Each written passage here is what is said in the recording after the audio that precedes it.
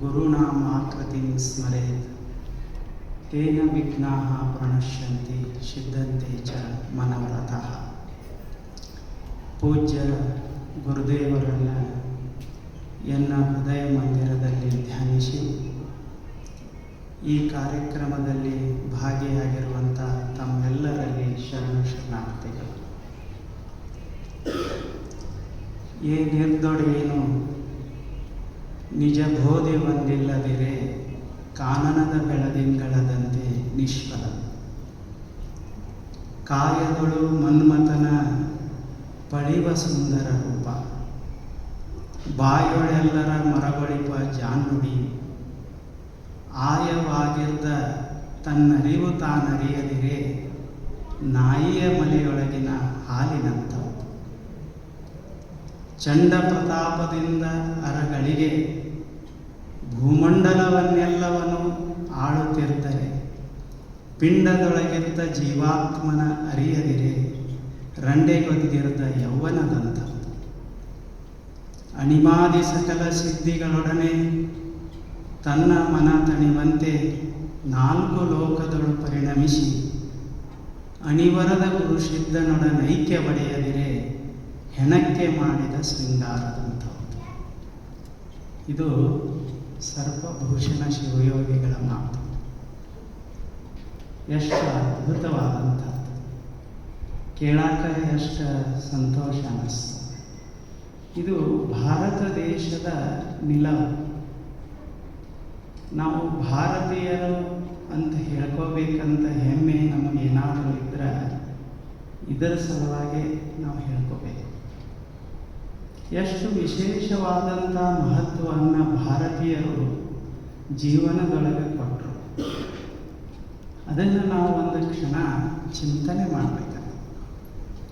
ಅದಕ್ಕಾಗಿ ನಾವು ಈ ಸತ್ಸಂಗದ ಶಿಬಿರವನ್ನು ಆಯೋಜಿಸಿದ್ವಿ. ಎಷ್ಟು ವಿಶೇಷವಾಗಿ ಹೇಳ್ತಾರೆ. ಏನಿರ್ತೊಡೇನು ನಿಜ ಬೋಧೆ ಒಂದಿಲ್ಲದಿರೆ ಕಾನನದೊಳಗಿನ ಬೆಳದಿಂಗಳದಂತೆ ನಿಷ್ಫಲ. ನಾವು ಎಷ್ಟು ಅಧಿಕಾರವನ್ನು ಪಡೆದೇವಿ, ಎಷ್ಟು ಸಂಪತ್ತನ್ನು ಪಡೆದೇವಿ, ಎಷ್ಟು ಕೀರ್ತಿಯನ್ನು ಪಡೆದೇವಿ, ಎಷ್ಟು ಆಸ್ತಿಯನ್ನು ಹೊಂದೇವಿ ಅನ್ನೋದು ಮಹತ್ವ ಅಲ್ಲ. ನಿಜದ ಜ್ಞಾನವನ್ನು ಅರಿಯುವುದು ಭಾಳ ಮಹತ್ವದ್ದು ಅಂತ ಅವರದು. ಭಾರತೀಯರು ಜ್ಞಾನಕ್ಕೆ ಬಹಳ ಮಹತ್ವ ಕೊಟ್ಟರು. ಅದಕ್ಕೆ ನಾವು ಭಾರತದ ತತ್ವಶಾಸ್ತ್ರಗಳಲ್ಲಿರಬಹುದು, ಭಾರತೀಯರ ಮಾತುಗಳಲ್ಲಿ, ಜ್ಞಾನಿಗಳ ಮಾತುಗಳಲ್ಲೆಲ್ಲ ನಾವು ನೋಡ್ಕೋತ ಬಂದ್ರೆ ಈ ಜ್ಞಾನದ ಮಹತ್ವವನ್ನು ಬಹಳ ವಿಶೇಷವಾಗಿ ಹೇಳ್ಕೋತ ಬರ್ತಾರೆ. ನಹಿ ಜ್ಞಾನೇನ ಪವಿತ್ರಂ ಇಹ ವಿದ್ಯತೆ. ನಹಿ ಜ್ಞಾನೇನ ಪವಿತ್ರಂ, ಜ್ಞಾನಕ್ಕಿಂತ ಪವಿತ್ರವಾದಂಥದ್ದು ಇಹ ಅಂದರೆ ಈ ಜಗತ್ತಿನಲ್ಲಿ. ಇದೇನು ಭೌತಿಕ ಜಗತ್ತದ ತೋರುವಂಥ ಜಗತ್ತು, ಈ ಜಗತ್ತಿನಲ್ಲಿ ನಾವು ಎಷ್ಟೇ ಹುಡುಕಾಡಲಿ, ಎಲ್ಲಿ ಬೇಕಾದಲ್ಲಿ ಹೋಗಿ ಹುಡುಕಾಡಲಿ, ಅದು ಪೂರ್ವದಲ್ಲಿರೇ ಇರಲಿ, ಪಶ್ಚಿಮದಲ್ಲಿರೇ ಇರಲಿ, ಹಿಂದಿನ ಕಾಲದೊಳಗರೆ ಇರಲಿ, 21ನೇ ಶತಮಾನದಾಗಿರಲಿ, ಅಥವಾ ಮುಂದಿನ 50ನೇ ಶತಮಾನಕ್ಕೆ ಹೋಗಿ ಹುಡುಕಾಡಿದ್ರ ಸಹಿತ ನಹಿ ಜ್ಞಾನೇನ ಪವಿತ್ರಂ ಇಹ ವಿದ್ಯತೆ. ಜ್ಞಾನಕ್ಕಿಂತ ಪವಿತ್ರವಾದಂಥದ್ದು ಇನ್ನೊಂದು ಈ ಜಗತ್ತಿನಾಗ ಇಲ್ಲ. ಎಷ್ಟು ವಿಶೇಷ. ಈಗೊಂದು ದೀಪ ಹತ್ಯದ ಅಂತ ಇಟ್ಕೊಳ್ಳಿ. ದೀಪದೊಳಗೆ ಪಣತಿ ಇರ್ತದೆ, ಎಣ್ಣೆ ಇರ್ತದೆ, ಬತ್ತಿ ಇರ್ತದೆ, ಎಲ್ಲ ಅದಕ್ಕೊಂದು ದೀಪ ಹತ್ತಿದ್ರೆ ಪಣತಿ ಹೊಲಸಾಗ್ಬೋದು, ಆಗೋದಿಲ್ಲ? ಹೆಂಗೆ ದಿನ ಕಳೀತದೆ ಹಂಗೆ ಪಣತಿ ಹೊಲಸಾಗ್ಬೋದು, ಎಣ್ಣೆ ಹೊಲಸಾಗ್ಬೋದು, ಬತ್ತಿ ಹೊಲಸಾಗ್ಬೋದು. ಆದರೆ ದೀಪ ಹೊಲಸಾಯಿತು ಅಂತ ಎಲ್ಲಿದೆ? ಎಂದಾದರೂ ಸಾಧ್ಯವೇ ದೀಪ ಹೊಲಸಾಗಲಿಕ್ಕೆ? ಬೇಕಾದಾಗ್ಬೋದು ಈ ಜಗತ್ತಿನಾಗ, ಆದರೆ ಬೆಳಕಿನಂಥ ಪವಿತ್ರವಾದಂಥದ್ದು ಯಾವುದೂ ಇಲ್ಲ. ಅದು ಎಲ್ಲಿ ಹತ್ತಿದ ದೀಪಿದ್ರೂ ಸರಿನೇ. ಬಂಗಾರದ ಪಣತಿ ಒಳಗೆ ಹತ್ತಿದ ದೀಪಿದ್ರೂ ಅದು ಪವಿತ್ರವೇ. ಮಣ್ಣಿನ ಪಣತಿ ಒಳಗೆ ಹತ್ತಿದ ದೀಪವಿದ್ರೂ ಸಹಿತಿಗೆ ಅದು ಪವಿತ್ರವೇ. ಎಲ್ಲನೂ ನಾವು ಹೆಚ್ಚ ಕಡಿಮೆ ಮಾಡಕ್ಕೆ ಬರ್ತದ. ದೀಪವನ್ನು ಹೆಂಗೆ ಹೆಚ್ಚ ಕಡಿಮೆ ಮಾಡೋದು? ಆದ್ರೆ ನಾವು ಎಷ್ಟೋ ಸಲ ಏನು ಮಾಡ್ತೀವಿ, ಜ್ಞಾನದ ಕಡೆ ಮಹತ್ವ ಕೊಡೋದಿಲ್ಲ. ಆ ದೀಪ ಯಾವ ಪಣತ್ಯಾಗ ಹತ್ಯದ ಅದರ ಕಡೆ ಲಕ್ಷ್ಯ ಭಾಳ ಇರ್ತದ. ಎಷ್ಟು ಆಶ್ಚರ್ಯ! ಈಗ ನೀವು ಅಮೇರಿಕಾದ ದೀಪ ತಂದು ಹಚ್ಚಿದ್ರೆ ಅದು ಬೆಳಕನ್ನೇ ಕೊಡೋದು, ಕತ್ತಲೆಯನ್ನು ಅದು ಹೋಗಿಸ್ತದೆ. ಏನು ಭಾರತದ ದೀಪವನ್ನು ತಂದು ಹಚ್ಚಿದ್ರೆ ಸಹಿಗೆ ಅದು ಕತ್ತಲೆಯನ್ನು ಹೋಗಿಸ್ತದೆ. ಹಂಗೆ ಇಲ್ಲಿ ನಾವು ನೋಡಬೇಕಾಗಿದ್ದು ಯಾವುದಂದ್ರೆ ಜ್ಞಾನವನ್ನೇ ವಿನಃ ಅದನ್ನು ಯಾರು ಹೇಳಿದರು ಅಂತ ಅನ್ನೋದು ಭಾಳ ಮಹತ್ವದ, ಅದು ಬಹಳ ವಿಶೇಷವಾದದ್ದು. ಎಷ್ಟು ವಿಶೇಷವಾದ ಶಬ್ದಗಳಿಂದ ಜ್ಞಾನವನ್ನು ವರ್ಣಿಸ್ತಾರೆ. ಭೂಮಿ ನಿನ್ನದಲ್ಲ, ಹೇಮ ನಿನ್ನದಲ್ಲ, ಕಾಮಿನಿ ನಿನ್ನವಳಲ್ಲ, ಅದು ಜಗಕ್ಕಿಕ್ಕಿದ ವಿಧಿ ಮಾಡಿ. ನಿನ್ನ ಒಡವೆ ಎಂಬುದು ಜ್ಞಾನ ರತ್ನ, ಅಂತಪ್ಪ ದಿವ್ಯ ರತ್ನವ ನೀನು ಅಲಂಕರಿಸಿದೆಯಾದಡೆ ಗುಹೇಶ್ವರ ಲಿಂಗದಲ್ಲಿ ನಿನ್ನಿಂದ ಬಿಟ್ಟು ಸಿರಿವಂತರೇ. ಎಷ್ಟು ವಿಶೇಷ ಜ್ಞಾನವನ್ನು ವರ್ಣಿಸುವ ರೀತಿ ವಿಶೇಷ ಅನಿಸೋದಿಲ್ಲ? ಏನಿಲ್ಲ, ಭೂಮಿ ಎಷ್ಟದ ಅನ್ನೋದು ಭಾಳ ಮಹತ್ವ ಅಲ್ಲ, ಹೇಮ ಎಷ್ಟದ ಅಂತ ಹೇಮ ಅಂದ್ರೆ ಬಂಗಾರ, ಮತ್ತು ನಮ್ಮ ಕಡೆ ಎಷ್ಟು ಭೋಗ ಅದ ಅನ್ನೋದು ಭಾಳ ಮಹತ್ವ ಅಲ್ಲ. ನಮ್ಮದ್ದು ಏನು ಶ್ರೀಮಂತಿಕೆ ಅಂದ್ರೆ ಜ್ಞಾನವೇ ನಿಜವಾದ ಶ್ರೀಮಂತಿಕೆ. ಅದನ್ನು ಅನುಭವಿಸಬೇಕು ಅಂತ ಭಾರತೀಯರು ಭಾಳ ಮಹತ್ವ ಕೊಟ್ಟರು. ಅದಕ್ಕೆ ನಾವೇನು ತಿಳಿತೇವೆ, ಭಾರತ ದೇಶದವರಿಗೆ ಮತ್ತು ಪಾಶ್ಚಿಮಾತ್ಯರಿಗೆ ವ್ಯತ್ಯಾಸ ಇರೋದೇ ಇದರಲ್ಲೇ. ಅದರರ್ಥ ಪಾಶ್ಚಿಮಾತ್ಯರ ಜ್ಞಾನವನ್ನು ಪ್ರೀತಿಸಲಿಲ್ಲ ಅಂತಲ್ಲ, ಬದುಕನ್ನು ನೋಡಿದ ರೀತಿ ಭಾಳ ಸ್ವಲ್ಪ ಬದಲಿತ್ತು. ಬೇರೆ ದೇಶದೊಳಗೆ ಹೇಳ್ತಾರೆ ಸ್ವಲ್ಪ ಅಂತಾರವರು, ಜೀವನ ಅಂದರೆ ಏನು, ಲೈಫ್ ಈಸ್ ಅ ಬ್ಯಾಟಲ್ ಅವ್ರ ಪ್ರಕಾರ. ಬಹಳ ಕಡೆ ಬರ್ದಾರ, ಅವ್ರು ಬರೆದದ್ದರ ಮೇಲೆ ಹೇಳೋದು, ನಾವು ನೀವು ಹೇಳ್ತೇವಂತಲ್ಲ. ಲೈಫ್ ಈಸ್ ಅ ಬ್ಯಾಟಲ್ ಅಂದ್ರೆ ಜೀವನ ಅಂದ್ರೆ ಒಂದು ಯುದ್ಧ. ಯಾರೆಲ್ಲಿ ಸಾಹಸ ಮಾಡಿ ನಮ್ಮ ಪ್ರತಿರೋಧವನ್ನು ತೋರಿಸ್ತೇವೋ, ಮತ್ತೊಬ್ಬರ ಮೇಲೆ ಆಕ್ರಮಣ ಮಾಡಿ ಹೆಚ್ಚು ಕಬಳಿಸ್ತೇವೋ, ಅವರು ಬದುಕಲಿಕ್ಕೆ ಇಲ್ಲಿ ಯೋಗ್ಯ ಅಂತ ಅವರು ಹೇಳೋದು. ಆದರೆ ಭಾರತೀಯರು ಬದುಕನ್ನು ನೋಡಿದ ರೀತಿ ಬೇರೆ. ಅವರು ಹೇಳ್ತಾರೆ ಲೈಫ್ ಈಸ್ ಅ ಫೆಸ್ಟಿವಲ್. ಎಷ್ಟು ವಿಶೇಷ! ಜೀವನ ಅಂತಂದ್ರೆ ಬಡದಾಡೋದಲ್ಲ, ಜೀವನ ಅಂತಂದ್ರೆ ಉತ್ಸವ. It is a nature's incredible gift.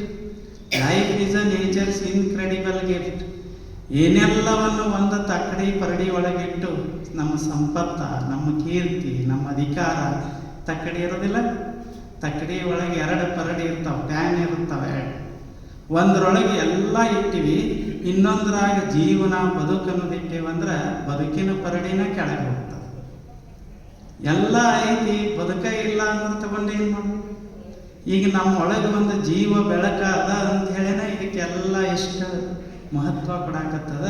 ಆದ್ರೆ ನಾವು ಏನು ಮಾಡಿಬಿಟ್ಟೇವಿ ಎಷ್ಟೋ ಸಲ ಅಂದ್ರೆ ಬದುಕಿನ ಮಹತ್ವವನ್ನು ಕಡಿಮೆ ಮಾಡೇವಿ, ವಸ್ತುಗಳ ಮಹತ್ವವನ್ನು ಹೆಚ್ಚು ಮಾಡೇವಿ, ಬದುಕನ್ನು ಕಡಿಗಣಿಸಕ್ಕೆ ಶುರು ಮಾಡೇವಿ. ಯಾವುದು ಮಹತ್ವ ಯಾವುದು ಮಹತ್ವಲ್ಲ ಅನ್ನೋದು ಎಷ್ಟೋ ಸಲ ನಾವು ಮರಿತೇವೆ. ಅದಕ್ಕಾಗಿ ಇಂಥ ಆಧ್ಯಾತ್ಮಿಕ ಚಿಂತನೆಗಳನ್ನು ಮಾಡೋದು. ಇದೇನು ನಾವು ನೀವು ಭಾಳ ದೊಡ್ಡ ಜ್ಞಾನಿಗಳಾಗಿಬಿಡ್ತೇವೆ ಅಂತ ಹಿಂಗೇನಿಲ್ಲ.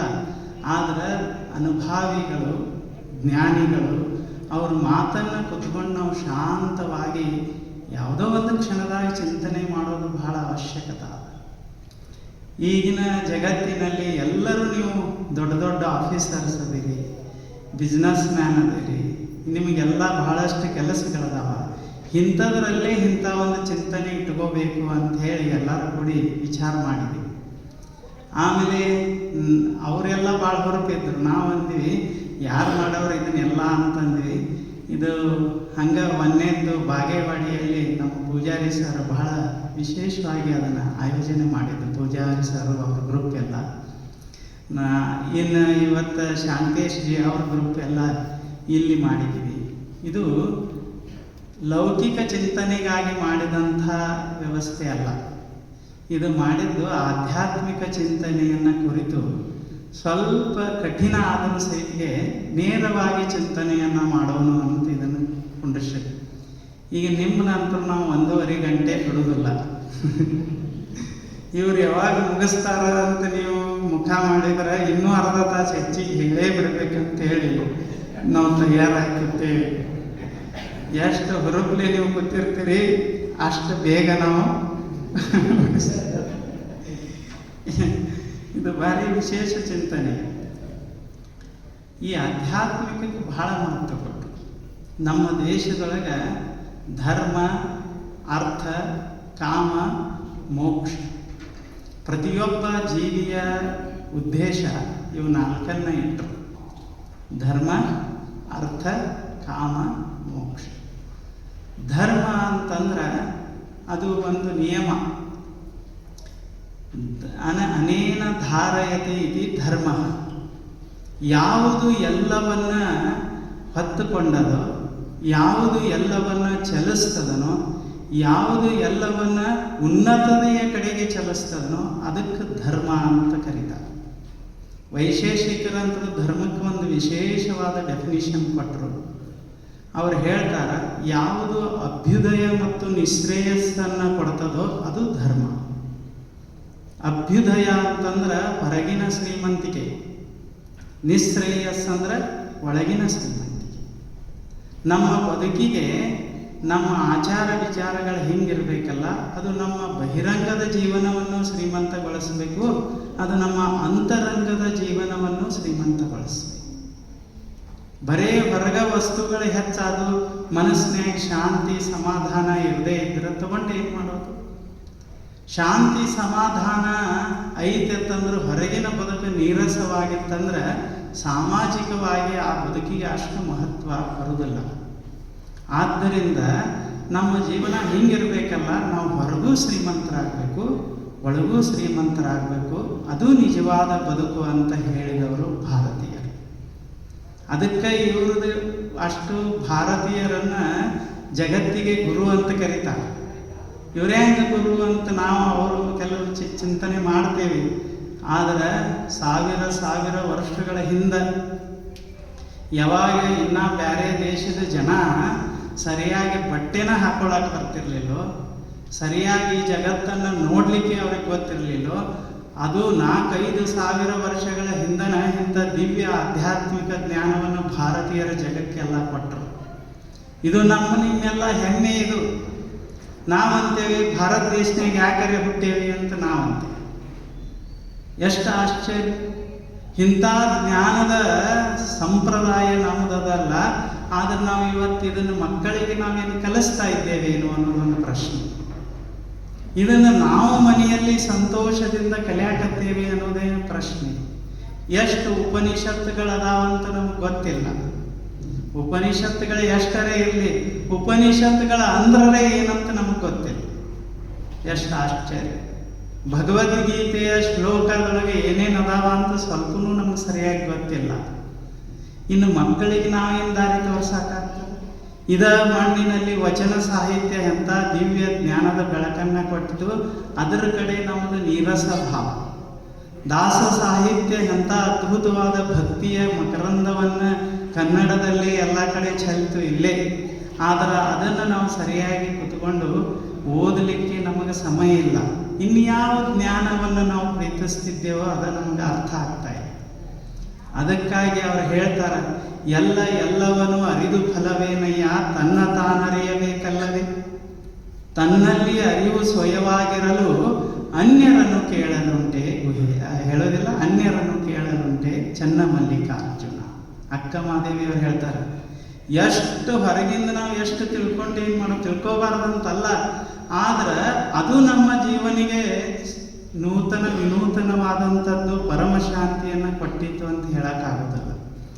ಯಾವುದು ನಮ್ಮ ಜೀವನಕ್ಕೆ ಪರಮ ಶಾಂತಿ ಸಮಾಧಾನವನ್ನು ಕೊಡ್ತದಂದ್ರೆ ಅದು ನಮ್ಮ ಆಧ್ಯಾತ್ಮಿಕ ಜ್ಞಾನವೇ ನಮಗೆ ಪರಮ ಶಾಂತಿಯನ್ನು ಕೊಡ್ತದೆ. ಅದು ಬಹಳ ಮಹತ್ವ. ಕಠೋಪನಿಷತ್ತಿನಲ್ಲಿ ಒಂದು ಮಾತಿಲ್ಲ, ಅದು ಎಲ್ಲ ಕಡೆ ಪ್ರಚಲಿತ ಅದ. ಅವ್ರು ಹೇಳ್ತಾರೆ, ಉತ್ತಿಷ್ಠತ ಜಾಗ್ರತ ಎಲ್ಲ, ಅದು ಮಾತು ಎಲ್ಲ ಕಡೆ ನಮ್ಮ ಶಾಂತೇಶ್ಜಿಯವರು ಬಹಳ ಚಲೋ ಮಾಡಿದ್ದಾರೆ. ಉತ್ತಿಷ್ಠತ ಜಾಗ್ರತ ಪ್ರಾಪ್ಯ ವರಾನ್ ನಿಬೋಧತ ಕ್ಷುರಸ್ಯ ಧಾರಾ ನಿಶಿತಾ ದುರತ್ತಯ ದುರ್ಗಮಂ ಪತಸ್ತತ್ ಕವಯೋ ವದಂತಿ. ಎಷ್ಟು ವಿಶೇಷ. ಅವ್ರು ಹೇಳ್ತಾರೆ, ಉತ್ತಿಷ್ಠತ ಜಾಗೃತ, ಏಳ್ರಿ, ಎದ್ದೇಳ್ರಿ. ಅಂದರೆ ಇನ್ನು ಎಲ್ಲರೂ ಹಚ್ಕೊಂಡು ಮಕ್ಕೊಂಡಿದ್ರು ಅಂತ ಹಂಗಲ್ಲ. ಜ್ಞಾನದ ಕಡೆ ನಾವು ಏನು ಮಾಡಿಬಿಟ್ಟೇವಿ ಅಂದ್ರೆ, ಈ ಜ್ಞಾನ ಮಹತ್ವ ಅನ್ನೋದನ್ನೇ ಮರ್ತು ಹಾರಿಬಿಟ್ಟೇವೆ. ಯಾವುದು ಇಡೀ ಜಗತ್ತನ್ನು ಶಾಂತಿಯೆಡೆಗೆ ಕರ್ಕೊಂಡು ಹೋಗಬಹುದಾಗಿತ್ತೋ ಆ ಜ್ಞಾನವನ್ನು ನಾವು ಕಡೆಗಣಿಸೇವಲ್ಲ.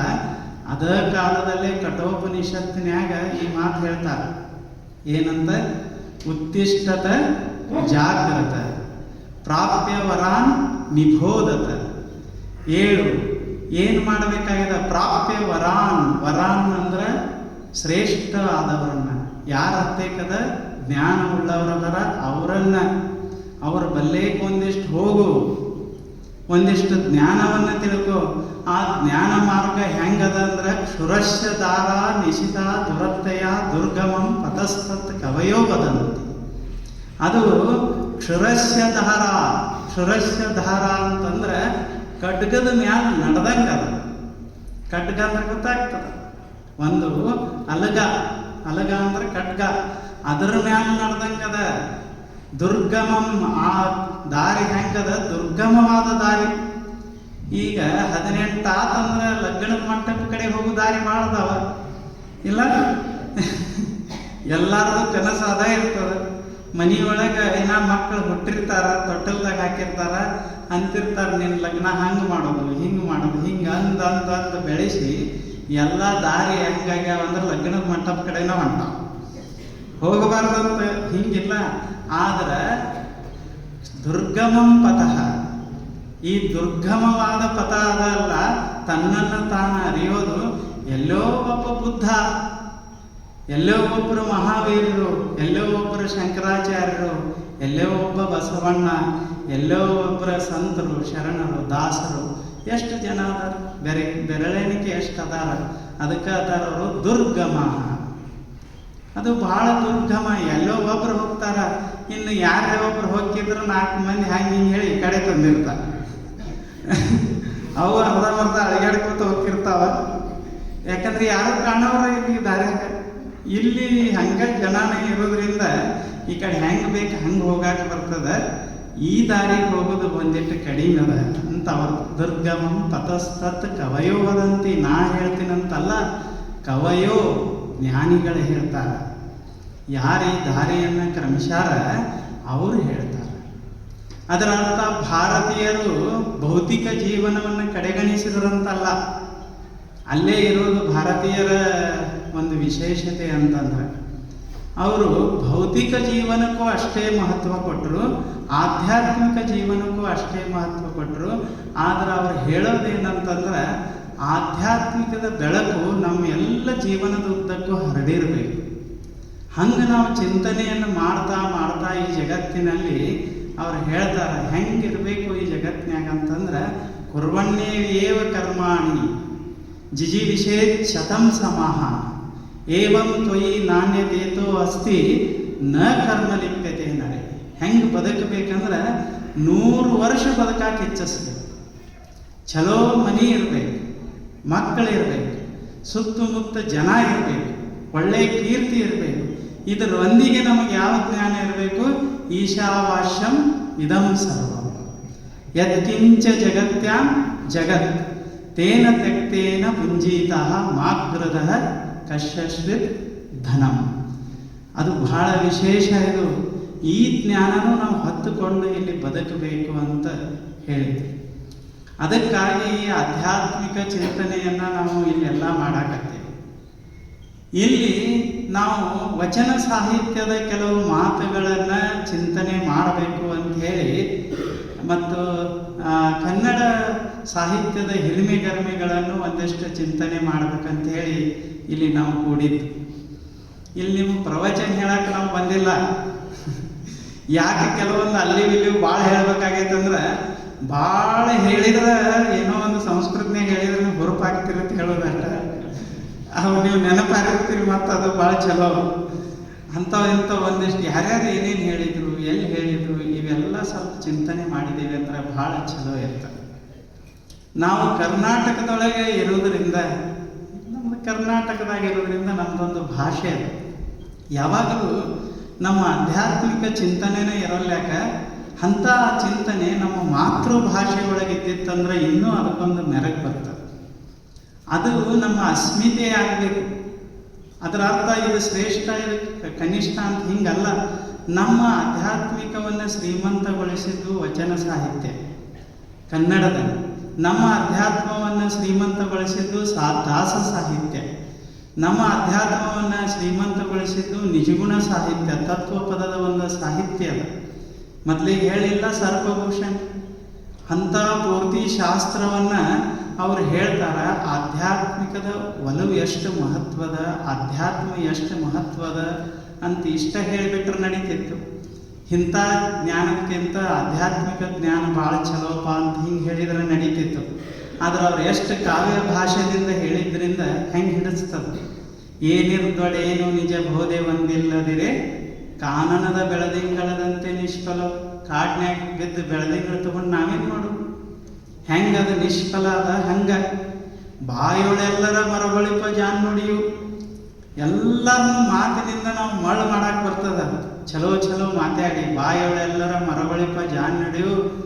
ಆಯವಾಗಿರ್ದ ತನ್ನ ಅರಿವು ತಾನು ಅರಿಯದಿರೆ ನಾಯಿಯ ಮಲೆಯೊಳಗಿನ ಹಾಲಿನಂತೆವು. ಇಲ್ಲ, ನಾಯಿಯ ಮಲೆಯೊಳಗಿನ ಹಾಲ ನಾಯಿಗಲ್ಲದೆ ಪಂಚಾಮೃತಕ್ಕೆ ಸಲ್ಲುವುದಿಲ್ಲ. ನಾಯಿಯ ಮಲೆಯೊಳಗಿನ ಹಾಲು ನಾಯಿಗಲ್ಲದೆ ಪಂಚಾಮೃತಕ್ಕೆ ಸಲ್ಲದಯ್ಯ. ಹಂಗೆ ಈ ಆಧ್ಯಾತ್ಮಿಕ ಚಿಂತನೆಯನ್ನು ಕನ್ನಡ ಭಾಷೆಯಲ್ಲಿಯೇ ನಾವು ಒಂದಿಷ್ಟು ಸರಿಯಾಗಿ ಚಿಂತನೆ ಮಾಡಿ ತಿಳ್ಕೊಂಡು ಅದನ್ನು ನಾವು ಎಲ್ಲ ನಮ್ಮ ಮನೆಯಲ್ಲಿ ನಾವು ಆಧ್ಯಾತ್ಮಿಕ ಚಿಂತನೆಯನ್ನು ಮಾಡುವಂಗೆ ನಾವು ಆಗಬೇಕು. ಎಲ್ಲೋ ಒಂದು ಕಡೆ ನಾವು ಕೇಳಿದ್ದೀವಿ, ಎಲ್ಲೋ ಒಂದು ಕಡೆ ಮಾಡಿದ್ದೀವಿ, ನಾವು ಎಷ್ಟು ಅದರ ಪ್ರತಿಯಾಗಿ ಬದ್ಧರಾಗೇವಿ. ನಾವು ಮಕ್ಕಳಿಗೆ ಹೇಳ್ತಿರ್ತೇವೆ, ಭ್ರಮಾತ್ಮಕ ಜೀವನವನ್ನು ಕಡೆ ಹೋಗುವಂಗೆ ನಾವು ಮಾಡ್ತಿರ್ತೇವೆ. ಯಾಕೆ? ಅವ್ರು ಹುಟ್ಟಿದ ಗುಟ್ಲೆ ನಾವು ವೈಭವವನ್ನೇ ವರ್ಣಿಸ್ತಿರ್ತೇವೆ.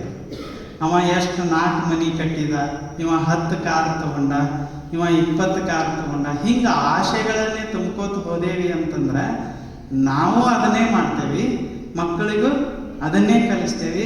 ಒಂದು ಸಶಕ್ತ ಭಾರತವನ್ನು ಕಟ್ಟಲಿಕ್ಕೆ ಸಾಧ್ಯ ಏನು ಅಂತ ಪ್ರಶ್ನೆ. ನಾವು ಭಾರತ ದೇಶವನ್ನು ಶೂರರಾಗಿ ವೀರರಾಗಿ ಕಟ್ಟೋದಂದ್ರೆ ಏನು ಕತ್ತಿ ಖಡ್ಗ ಇಟ್ಕೊಂಡು ಕಟ್ಟಬೇಕಂತಲ್ಲ. ನಿಜವಾದ ಜ್ಞಾನದ ತಳಹದಿ ಮ್ಯಾಲ ಭಾರತ ದೇಶವನ್ನು ಕಟ್ಟಿದ್ರು ಋಷಿಗಳು. ಅವರು ಏನು ಮಾಡ್ತಿದ್ರಂದ್ರೆ 8-10 ವರ್ಷದ ಮಕ್ಕಳನ್ನ ಮುಂದೆ ಕುಂಡ್ರಿಸ್ಕೊಂಡು ಅವರಿಗೆ ಉಪನಿಷತ್ ವಿದ್ಯೆಗಳನ್ನು ಹೇಳಿಕೊಡ್ತಿದ್ರು. ಅವ್ರಿಗೆ ಹೇಳ್ತಿದ್ರು, ಈಶಾವಾಸ್ಯಂ ಇದಂ ಸರ್ವಂ, ಇದೆಲ್ಲ ಈಶನಿಂದ ತುಂಬಿ ಹೋಗ್ಯದ. ಇಲ್ಲಿ ಏನೇನದ ಇದೆಲ್ಲ ದೇವಂತದ. ಯತ್ಕಿಂಚ ಜಗತ್ಯಾಂ ಜಗತ್, ದೇವ್ರು ಎಲ್ಲರೇ ಒಂದು ಕಡೆ ಅದಾನಂತಲ್ಲ, ಎಲ್ಲ ಕಡೆ ಅದ. ಇಷ್ಟು ಹೇಳಿ ಅವರು ಮುಂದೆ ಹೇಳ್ತಿದ್ರು, ತೇನ ತೆಕ್ತೇನ ಮುಂಜೀತಾಹ. ಅದಕ್ಕೆ ಈ ಜಗತ್ನಾಗ ನೀ ಹೆಂಗೆ ಬದುಕಬೇಕಂದ್ರೆ ನೀ ಇದ್ರ ಮಾಲೀಕತ್ವ ಬದುಕಕ್ಕೆ ಹೋಗಬೇಡ. ನೀ ಏನ ಮಾಡು ಅದ್ರ ಮಾಲೀಕ ನೀ ಅಲ್ಲ. ಎದ್ರ ಮಾಲೀಕ ನಾವು ಅದೇವಿ? ಮಾಲೀಕ ಅಂದ್ರೆ ಏನು? ಯಾರ ಮಾತು ಎಲ್ಲರೂ ಕೇಳ್ತಾರ ಅವ ಅದಕ್ಕೆ ಮಾಲೀಕ. ನಮ್ಮ ಮಾತು ಯಾರು ಕೇಳ್ತಾರೆ? ನಮ್ಮ ಮನ್ಯಾಗ ನಮ್ಮ ಮಾತು ಕೇಳೋದಿಲ್ಲ, ಇನ್ನು ಹೊರಗಿನವ್ರು ಕೇಳ್ತಾರೆ. ಮನಿ ಅಲ್ಲ, ನಮ್ಮ ಶರೀರ ನಮ್ಮ ಮಾತು ಕೇಳೋದಿಲ್ಲ. ನಾವು ಅಂತಿರ್ತೇವೆ ಹೃದಯಕ್ಕೆ ಇನ್ನಟ್ಟು ಬಡ್ಕೋ ಅಂತ ಅನ್ನೋದ್ರಾಗ ಅದು ನಿಂತಂದ್ರೆ ಹೋಗೇ ಬಿಡೋದು. ಯಾರೇ ಅದನ್ನು ಬಡ್ಕೋಬೇಡ ಅಂತ ಹೇಳೋದಿರ್ತದೆ. ಅಂದ್ರೆ ಯಾವುದೂ ನಮ್ಮ ಕೈಯಾಗಿಲ್ಲ. ನಾವೇನು ತಿಳ್ಕೊಂಡ್ಬಿಟ್ಟೇವಿ, ಇದ್ರ ಮಾಲೀಕರು ನಾವು ಅಂತ ತಿಳ್ಕೊಂಡ್ಬಿಟ್ಟೇವಿ. ಎಷ್ಟು ಆಶ್ಚರ್ಯ. ಅದಕ್ಕೆ ಅವ್ರು ಹೇಳ್ತಿದ್ರು, ನೀ ಏನು ಬೇಕಾದ್ರೂ ಮಾಡು ಈ ಜಗತ್ನ್ಯಾಗ, ಆದ್ರೆ ಗೊತ್ತಿರಲಿ ಇದಕ್ಕೆ ಮಾಲೀಕ ಯಾರು? ದೇವ. ಅವ ಹೆಂಗದಾನ? ಎಲ್ಲ ಕಡೆ ಅದ. ಏನರೇ ಒಂದು ಮೂರ್ತಿ ಅಂತಲ್ಲ, ಏನೋ ಒಂದು ಅದು ಪದಾರ್ಥ ಅಂತಲ್ಲ, ಅದು ಇರುವುದು ಹೆಂಗಂದ್ರೆ ಎಲ್ಲ ಕಡೆ ಹರಿವಿರುವಂತಹ ದೇವರು. ಯತ್ಕಿಂಚ ಜಗತ್ಯಾಂ ಜಗತ್, ಕಣಕಣದಲ್ಲಿ ಎಲ್ಲ ಕಡೆ ದೇವರದಾನ. ಯಾರಿಗೆ ಹೇಳ್ತಿದ್ರು ಇದನ್ನ? 8-10 ವರ್ಷದ ಮಕ್ಕಳಿಗೆ. ಈಗ ದೊಡ್ಡ ಎಲ್ಲ ಮುಗಿದು ಹೋದವ್ರಿಗೆ ಏನು ಮಾಡೋರು ಅದೇ ಹೇಳೋದು ಬೇರೆ.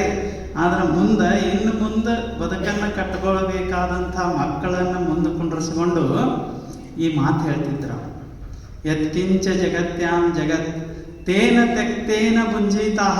ಅದಕ್ಕೆ ಇಲ್ಲಿ ನೀ ಭೋಗಿಸು, ಎಲ್ಲ ಬಳಸು. ಹೆಂಗೆ ಬಳಸು ಅಂದ್ರೆ ತ್ಯಾಗ ಭಾವದಿಂದ ಭೋಗಿಸೋದು. ತ್ಯಾಗ ಭಾವದಿಂದ ಭೋಗಿಸೋದಂದ್ರೆ ಹಿಡಿದಿರಬೇಕು, ಬಿಡು ಸಮಯ ಬಂದಾಗ ಬಿಟ್ಟಿರ್ಬೇಕು. ಅದಕ್ಕೆ ತ್ಯಾಗ ಭಾವ ಅಂತ. ನಾವು ಏನು ಹಿಡಿದಿರ್ತೀವಿ 90 ಆದರೂ ಇನ್ನೂ ಬಿಟ್ಟಿರಂಗೆ. ಅದಕ್ಕೆ ಕೈಯಾದ ಎಲ್ಲ ಬ್ಯಾನೆ ಎಲ್ಲ ತ್ರಾಸ ಹಾಕಿರ್ತದೆ. ಬಿಡಬಾರ್ದು ಅಂತೀವ. ಮಕ್ಕಳೆಲ್ಲ ಮೊಮ್ಮಕ್ಕಳ ಸತಿಗೆ ಇವನು ಹೊರಗೆ ಹಾಕ್ಬೇಕಂತಿರ್ತಾರೆ. ಆದರೂ ಇವ ಬಿಡಾಕ ತಯಾರಿರುವುದಿಲ್ಲ, ಗಚ್ಚ ಹಿಡಿದಿರ್ತಾನೆ. ನಮ್ಮ ಭಾರತ ದೇಶದೊಳಗೆ ಬಹಳ ವಿಶೇಷವಾದಂತಹ ಘಟನೆಗಳು ನಡೆದು, ಅದು ಭಾರಿ ವಿಶೇಷವಾದಂತಹ ಘಟನೆ. ಒಬ್ಬರು ಯಾಜ್ಞವಲ್ಕ್ಯ ಋಷಿಗಳಂತ ಆಗ್ಬಾರ್ದು, ಕೇಳಿದಿಲ್ಲ? ಯಾಜ್ಞವಲ್ಕ್ಯ ನಮ್ಮ ದೇಶದ ಶ್ರೇಷ್ಠ ಋಷಿಗಳ ಹೆಸರನ್ನು ನಾವು ತೆಗೆದೇವಂದ್ರೆ ಅದರೊಳಗೆ ಯಾಜ್ಞವಲ್ಕ್ಯರು ಅಗ್ರಗಣ್ಯರು. ಬಹಳ ವಿಶೇಷವಾದಂತಹ ಜ್ಞಾನಿಗಳು, ತಪಸ್ವಿಗಳು. ಅವರಿಗೆ 2 ಹೆಂಡರು, ಮನೆಯವರು 2 ಇದ್ರು. ಅವರಿಗೆ ಕಾತ್ಯಾಯಿನಿ ಮತ್ತು ಮೈತ್ರೇಯಿ ಅಂಥೇಳಿ 2 ಇದ್ರೆ ಅವರು ತಮ್ಮ ಪೂರ್ತಿ ಬದುಕಿನಲ್ಲಿ ಶಾಸ್ತ್ರಾರ್ಥವನ್ನು ಮಾಡಿ, ಯಾಜ್ಞವಲ್ಕ್ಯರು ಜನಕ ಮಹಾರಾಜನ ಗುರುಗಳು, ಎಲ್ಲ ಕಡೆ ಶಾಸ್ತ್ರಾರ್ಥವನ್ನು ಮಾಡಿ ರಾಜನಿಗಿಂತ ಹೆಚ್ಚು ಶ್ರೀಮಂತರಾಗಿದ್ದರು ಅವರು. ಅವ್ರ ಕಡೆ ಲಕ್ಷ ದನಗಳಿದ್ದು, ಆಕಳಗಳು. ಅವಾಗಿನ ಸಂಪತ್ತಂದ್ರೆ ಆಕಳ. ಆ ಆಕಳಿಗಳಿಗೆಲ್ಲ ಬಂಗಾರದ ಕೋಡ್ ಇರ್ತಾವಲ್ಲ, ಅದಕ್ಕೆಲ್ಲ ಬಂಗಾರದ ಕವಚ ಮಾಡಿದ್ರು. ಇಷ್ಟೆಲ್ಲ ಶ್ರೀಮಂತಿಕೆ ಯಾಜ್ಞವಲ್ಕ್ಯರ ಕಡೆ ಇತ್ತು. ಅವರ ಜೀವನದಾಗ ಒಂದು ಘಟನಾ ನಡೀತದೆ, ಬಹಳ ವಿಶೇಷವಾದಂತಹ ಘಟನೆ. ಅವರಿಗೆ 50ನೇ ವರ್ಷ ಆಗೋದಿರ್ತದೆ. ನಾಳೆ, ಈಗಲ್ಲ, ಮತ್ತು ನಾಳೆ ಅಲ್ಲ, ಅವರ ಜೀವನದಾಗ ಒಂದು ಘಟನಾ. ಇಷ್ಟೆಲ್ಲ ಗಳಿಸಿರ್ತಾರ, ಸಂಪತ್ತ, ಸಿರಿ, ಅಧಿಕಾರ ಏನು. ಅವ್ರು ಹಿಂಗೆ ಬಂದ್ರಂದ್ರೆ ಯಾವುದರೇ ಆಸ್ಥಾನದಾಗ ರಾಜ ಸಹಿತಿಗೆ ಎದ್ದು ನಿಂದಿರ್ಬೇಕು. ಅವರು ಜ್ಞಾನಕ್ಕೆ ಅಷ್ಟು ಮಹತ್ವ ಕೊಡ್ತಿದ್ದ. ಸಂಪತ್ತಿನಲ್ಲಿ ಕಡಿಮೆ ಇರಲಿಲ್ಲ, ಭೋಗದಲ್ಲಿ ಕಡಿಮೆ ಇರಲಿಲ್ಲ, ಆರೋಗ್ಯ ಏನು ಕೆಟ್ಟೈತೆ ಅಂತಲ್ಲ, ಅಧಿಕಾರ ಇಲ್ಲ ಅಂತಲ್ಲ, ಜ್ಞಾನದಾಗ ಕಡಿಮೆ ಇರಲಿಲ್ಲ. ಏನು ದೊಡ್ಡ ಜ್ಞಾನಿಗಳ ಸಭೆದಾಗ ಸಹಿತಿಗೆ ಅವ್ರು ಬಂದ್ರೆ ಸುಮ್ಮನೆ ಹಿಂದೆ ಸರಿದು ಬಿಡ್ತಿದ್ರಲ್ಲ. ಆಗಿನ ಸಮಯದಾಗ ಅಷ್ಟಾವಕ್ರ ಒಬ್ಬರು, ಯಾಜ್ಞವಲ್ಕ್ಯ ಒಬ್ಬರು, 2 ಒಂದೇ ಇದರಾಗಿದ್ದರು. ಅವರಿಬ್ಬರು ಶ್ರೇಷ್ಠ ಜ್ಞಾನಿಗಳು. ಅವರಿಗೆ 50ನೇ ವರ್ಷ ಆಗೋದಿರ್ತದೆ. ನಾಳೆ ಅವರಿಗೆ ಆಯುಷ್ಯದ 50ನೇ ವರ್ಷ ಆಗೋದಿರ್ತದೆ. ಅವಾಗ ಇಬ್ಬರನ್ನೂ ಕರೀತಾರೆ, ತಮ್ಮ ಮನೆಯವರು ಕರೆದು ಹೇಳ್ತಾರೆ, ಇನ್ನು 50ನೇ ವರ್ಷ ನನಗೆ ನಾಳೆ. ಶಾಸ್ತ್ರ ಹೇಳ್ತದೆ 50 ಆದಮೇಲೆ ನಾನು ವಾನಪ್ರಸ್ಥನಾಗಬೇಕು ಅಂತ. ಎಷ್ಟು ಆಶ್ಚರ್ಯ! ಹೇಳ್ತಾರೆ, ನಾಳೆ ನಾ ಇದನ್ನೆಲ್ಲ ಬಿಟ್ಟು ಇನ್ನು ವನದೊಳಗೆ ಹೋಗ್ತೀನಿ ಅಂತ ಹೇಳ್ತಾರೆ. ಹೆಂಗೆ ಸಾಧ್ಯ? ಹೆಂಗೆ ಬದುಕಿದ್ರು? ನಮ್ಮ ತೇನ ತೆಕ್ತೇನ ಭುಂಜಿತ ಎಲ್ಲ ಭೋಗಿಸಿದ್ರು, ಆದರೆ ಶಾಸ್ತ್ರದ ವಿಧಿಯನ್ನು ತಪ್ಪಿ ಒಂದು ಕ್ಷಣನೂ ಬದುಕಲಿಲ್ಲ. ಕರೆದು ಹೇಳಿದರು, ಇನ್ನು ನಾಳೆ ನಾ ಹೋಗಬೇಕು. ಅವಾಗ ಕಾತ್ಯ ಅವರ ಮನೆಯವರಿದ್ರಲ್ಲ, ಅವ್ರು ಹೇಳಿದರು, ಏನು ಕಡಿಮೆ ಐತೆ ಅಂತ ಹೋಗೋದು ಅಂದರು. ಏನಾರ ತ್ರಾಸಿದ್ರೆ ಮನೆ ಬಿಟ್ಟು ಹೋಗ್ಬೇಕಲ್ಲ. ಏನು ಆರೋಗ್ಯದಾಗ ತ್ರಾಸದನೋ, ಸಂಪತ್ತಿನಾಗ ತ್ರಾಸದನೋ, ಏನದನೋ, ಎಲ್ಲಿ ಹೋಗೋದು ಅಂದರು. ಅವ್ರು ಹೇಳಿದರು, ಹಂಗಿಲ್ಲ, 50 ಆದಮೇಲೆ ವಾನಪ್ರಸ್ಥ ಆಗ್ಬೇಕಂದ್ರೆ ಈ ಸಂಪತ್ತೆಲ್ಲ ನನಗೆ ಕಸಕ್ಕೆ ಸಮ ಅಂತ ಹೇಳಿ, ನಾಳೆ ನಾನು ಹೋಗೋವನೇ ಅಂದರು. ಅದಕ್ಕೆ ನಾಳೆ ನಾ ಹೊಂಟೀನಿ, ನಿಮ್ಮಿಬ್ಬರಿಗೆ ಎಷ್ಟು ಬೇಕು ಅಷ್ಟು ಸಂಪತ್ತ, ನಿನಗೊಂದೆಷ್ಟು ಹಂಚಿಕೊಟ್ಟ ನಾ ಹೋಗ್ಬೇಕಂತೀನಿ. ಅದಕ್ಕೆ ನೀವೊಂದು ಸ್ವಲ್ಪ ಸಂಪತ್ತ ತಗೋ, ನೀವೊಂದು ಅರ್ಧ ಸಂಪತ್ತ ತಗೋ ಅಂತ ಕೊಟ್ಟರು ಇಬ್ಬರಿಗೆ. ಆವಾಗ ಮೈತ್ರಾದೇವಿ ಅಂತೇನು ಅವ್ರ ಮನೆಯವರಿದ್ರು, ಅವ್ರು ಹೇಳಿದರು, ಮತ್ತು ನಿಮಗೆ ಬೇಡಾದ ಸಂಪತ್ತ ಇದು ಕಡಿಮೆ ಐತೆ ಅಂತಂದ್ರೆ ನನಗರೇ ಯಾಕಬೇಕು, ನಾನು ನಿಮ್ಮ ಜೊತೆ ಬರ್ತೀನಿ ಅಂದರು. ಎಷ್ಟು ಆಶ್ಚರ್ಯ! ಅವರು ಹಿಂಗೆ ಯಾರು ಬರ್ತಾರೆ ಮನ್ಯಾಗ? ನೀವಂತೀರಿ ಹೋಗ್ತಿದ್ರೆ ಹೋಗ್ರಿ, ಎಲ್ಲೆಲ್ಲಿ ಏನೇನು ಉತಾರಿ ಅದಾವ, ಎಲ್ಲೆಲ್ಲಿ ಡಿಪಾಸಿಟ್ ಅದಾವ, ಯಾರ್ಯಾರಿಗೆ ರೊಕ್ಕ ಕೊಟ್ರಿ ಎಲ್ಲ ಲಿಸ್ಟ್ ಕೊಡ್ರಿ, ನಿಮ್ಮ ಮುಖ ನೋಡಿ ನಮಗೂ ಬೇಸರ ಆಗ್ಯದ, ಮೊದಲು ಹೋಗ್ರಿ ಅಂತ. ಆದ್ರೆ ಮೈತ್ರಾದೇವಿ ಹೇಳಿದ್ಲು, ಯಾವುದು ನೀವು ಈಗ 50 ವರ್ಷ ಆದ್ಮೇಲೆ ಬಿಟ್ಟು ಹೋಗ್ತೀನಿ ಅಂತಂದ್ರೆ ಇಲ್ಲಿಗಿಂತ ದೊಡ್ಡ ಶ್ರೀಮಂತಿಕೆ ಅಲ್ಲೇ ಏನೋ ಇರಬೇಕು, ನಾ ಅಲ್ಲೇ ಬರ್ತೀನಿ ಅಂತ. ಅವಾಗ ಇನ್ನೊಬ್ಬರು ಅಂದರು, ಯಾಕೋ ಇವರು ಒಂದು ಸ್ವಲ್ಪ ಹುಚ್ಚು ಕಾಣಿಸ್ತಾರೆ. ಅವರಿಬ್ಬರು ಎಲ್ಲ ಬಿಟ್ಟು, ಎಷ್ಟು ಆಶ್ಚರ್ಯ, ಅವರು ಬದುಕಿದ ಋಷಿಗಳು ಬದುಕಿದ ರೀತಿನ ಹಂಗ. ಅವ್ರು ಬರೇ ಪುಸ್ತಕ ಜ್ಞಾನಿಗಳಾಗಿರಲಿಲ್ಲ, ಜೀವನದ ಒಂದೊಂದು ಕ್ಷಣದ ಮಹತ್ವ ಅವ್ರಿಗೆ ಗೊತ್ತಿತ್ತು. ನೀತಿ ಒಳಗೆ ಅವರು ಭಾಳ ವಿಶೇಷವಾಗಿದ್ರು. ಹಿಂಗೆ ಮಾಡೋದಂದ್ರೆ ಹಂಗೆ ಮಾಡೋದು. 50ನೇ ವರ್ಷಕ್ಕೆ ಹೋದ್ರೆ, ಈಗ ಯಾರ್ಯಾರಿಗೆ 50 ಆಗ್ಯಾವ ಕೈ ಎತ್ರಿ.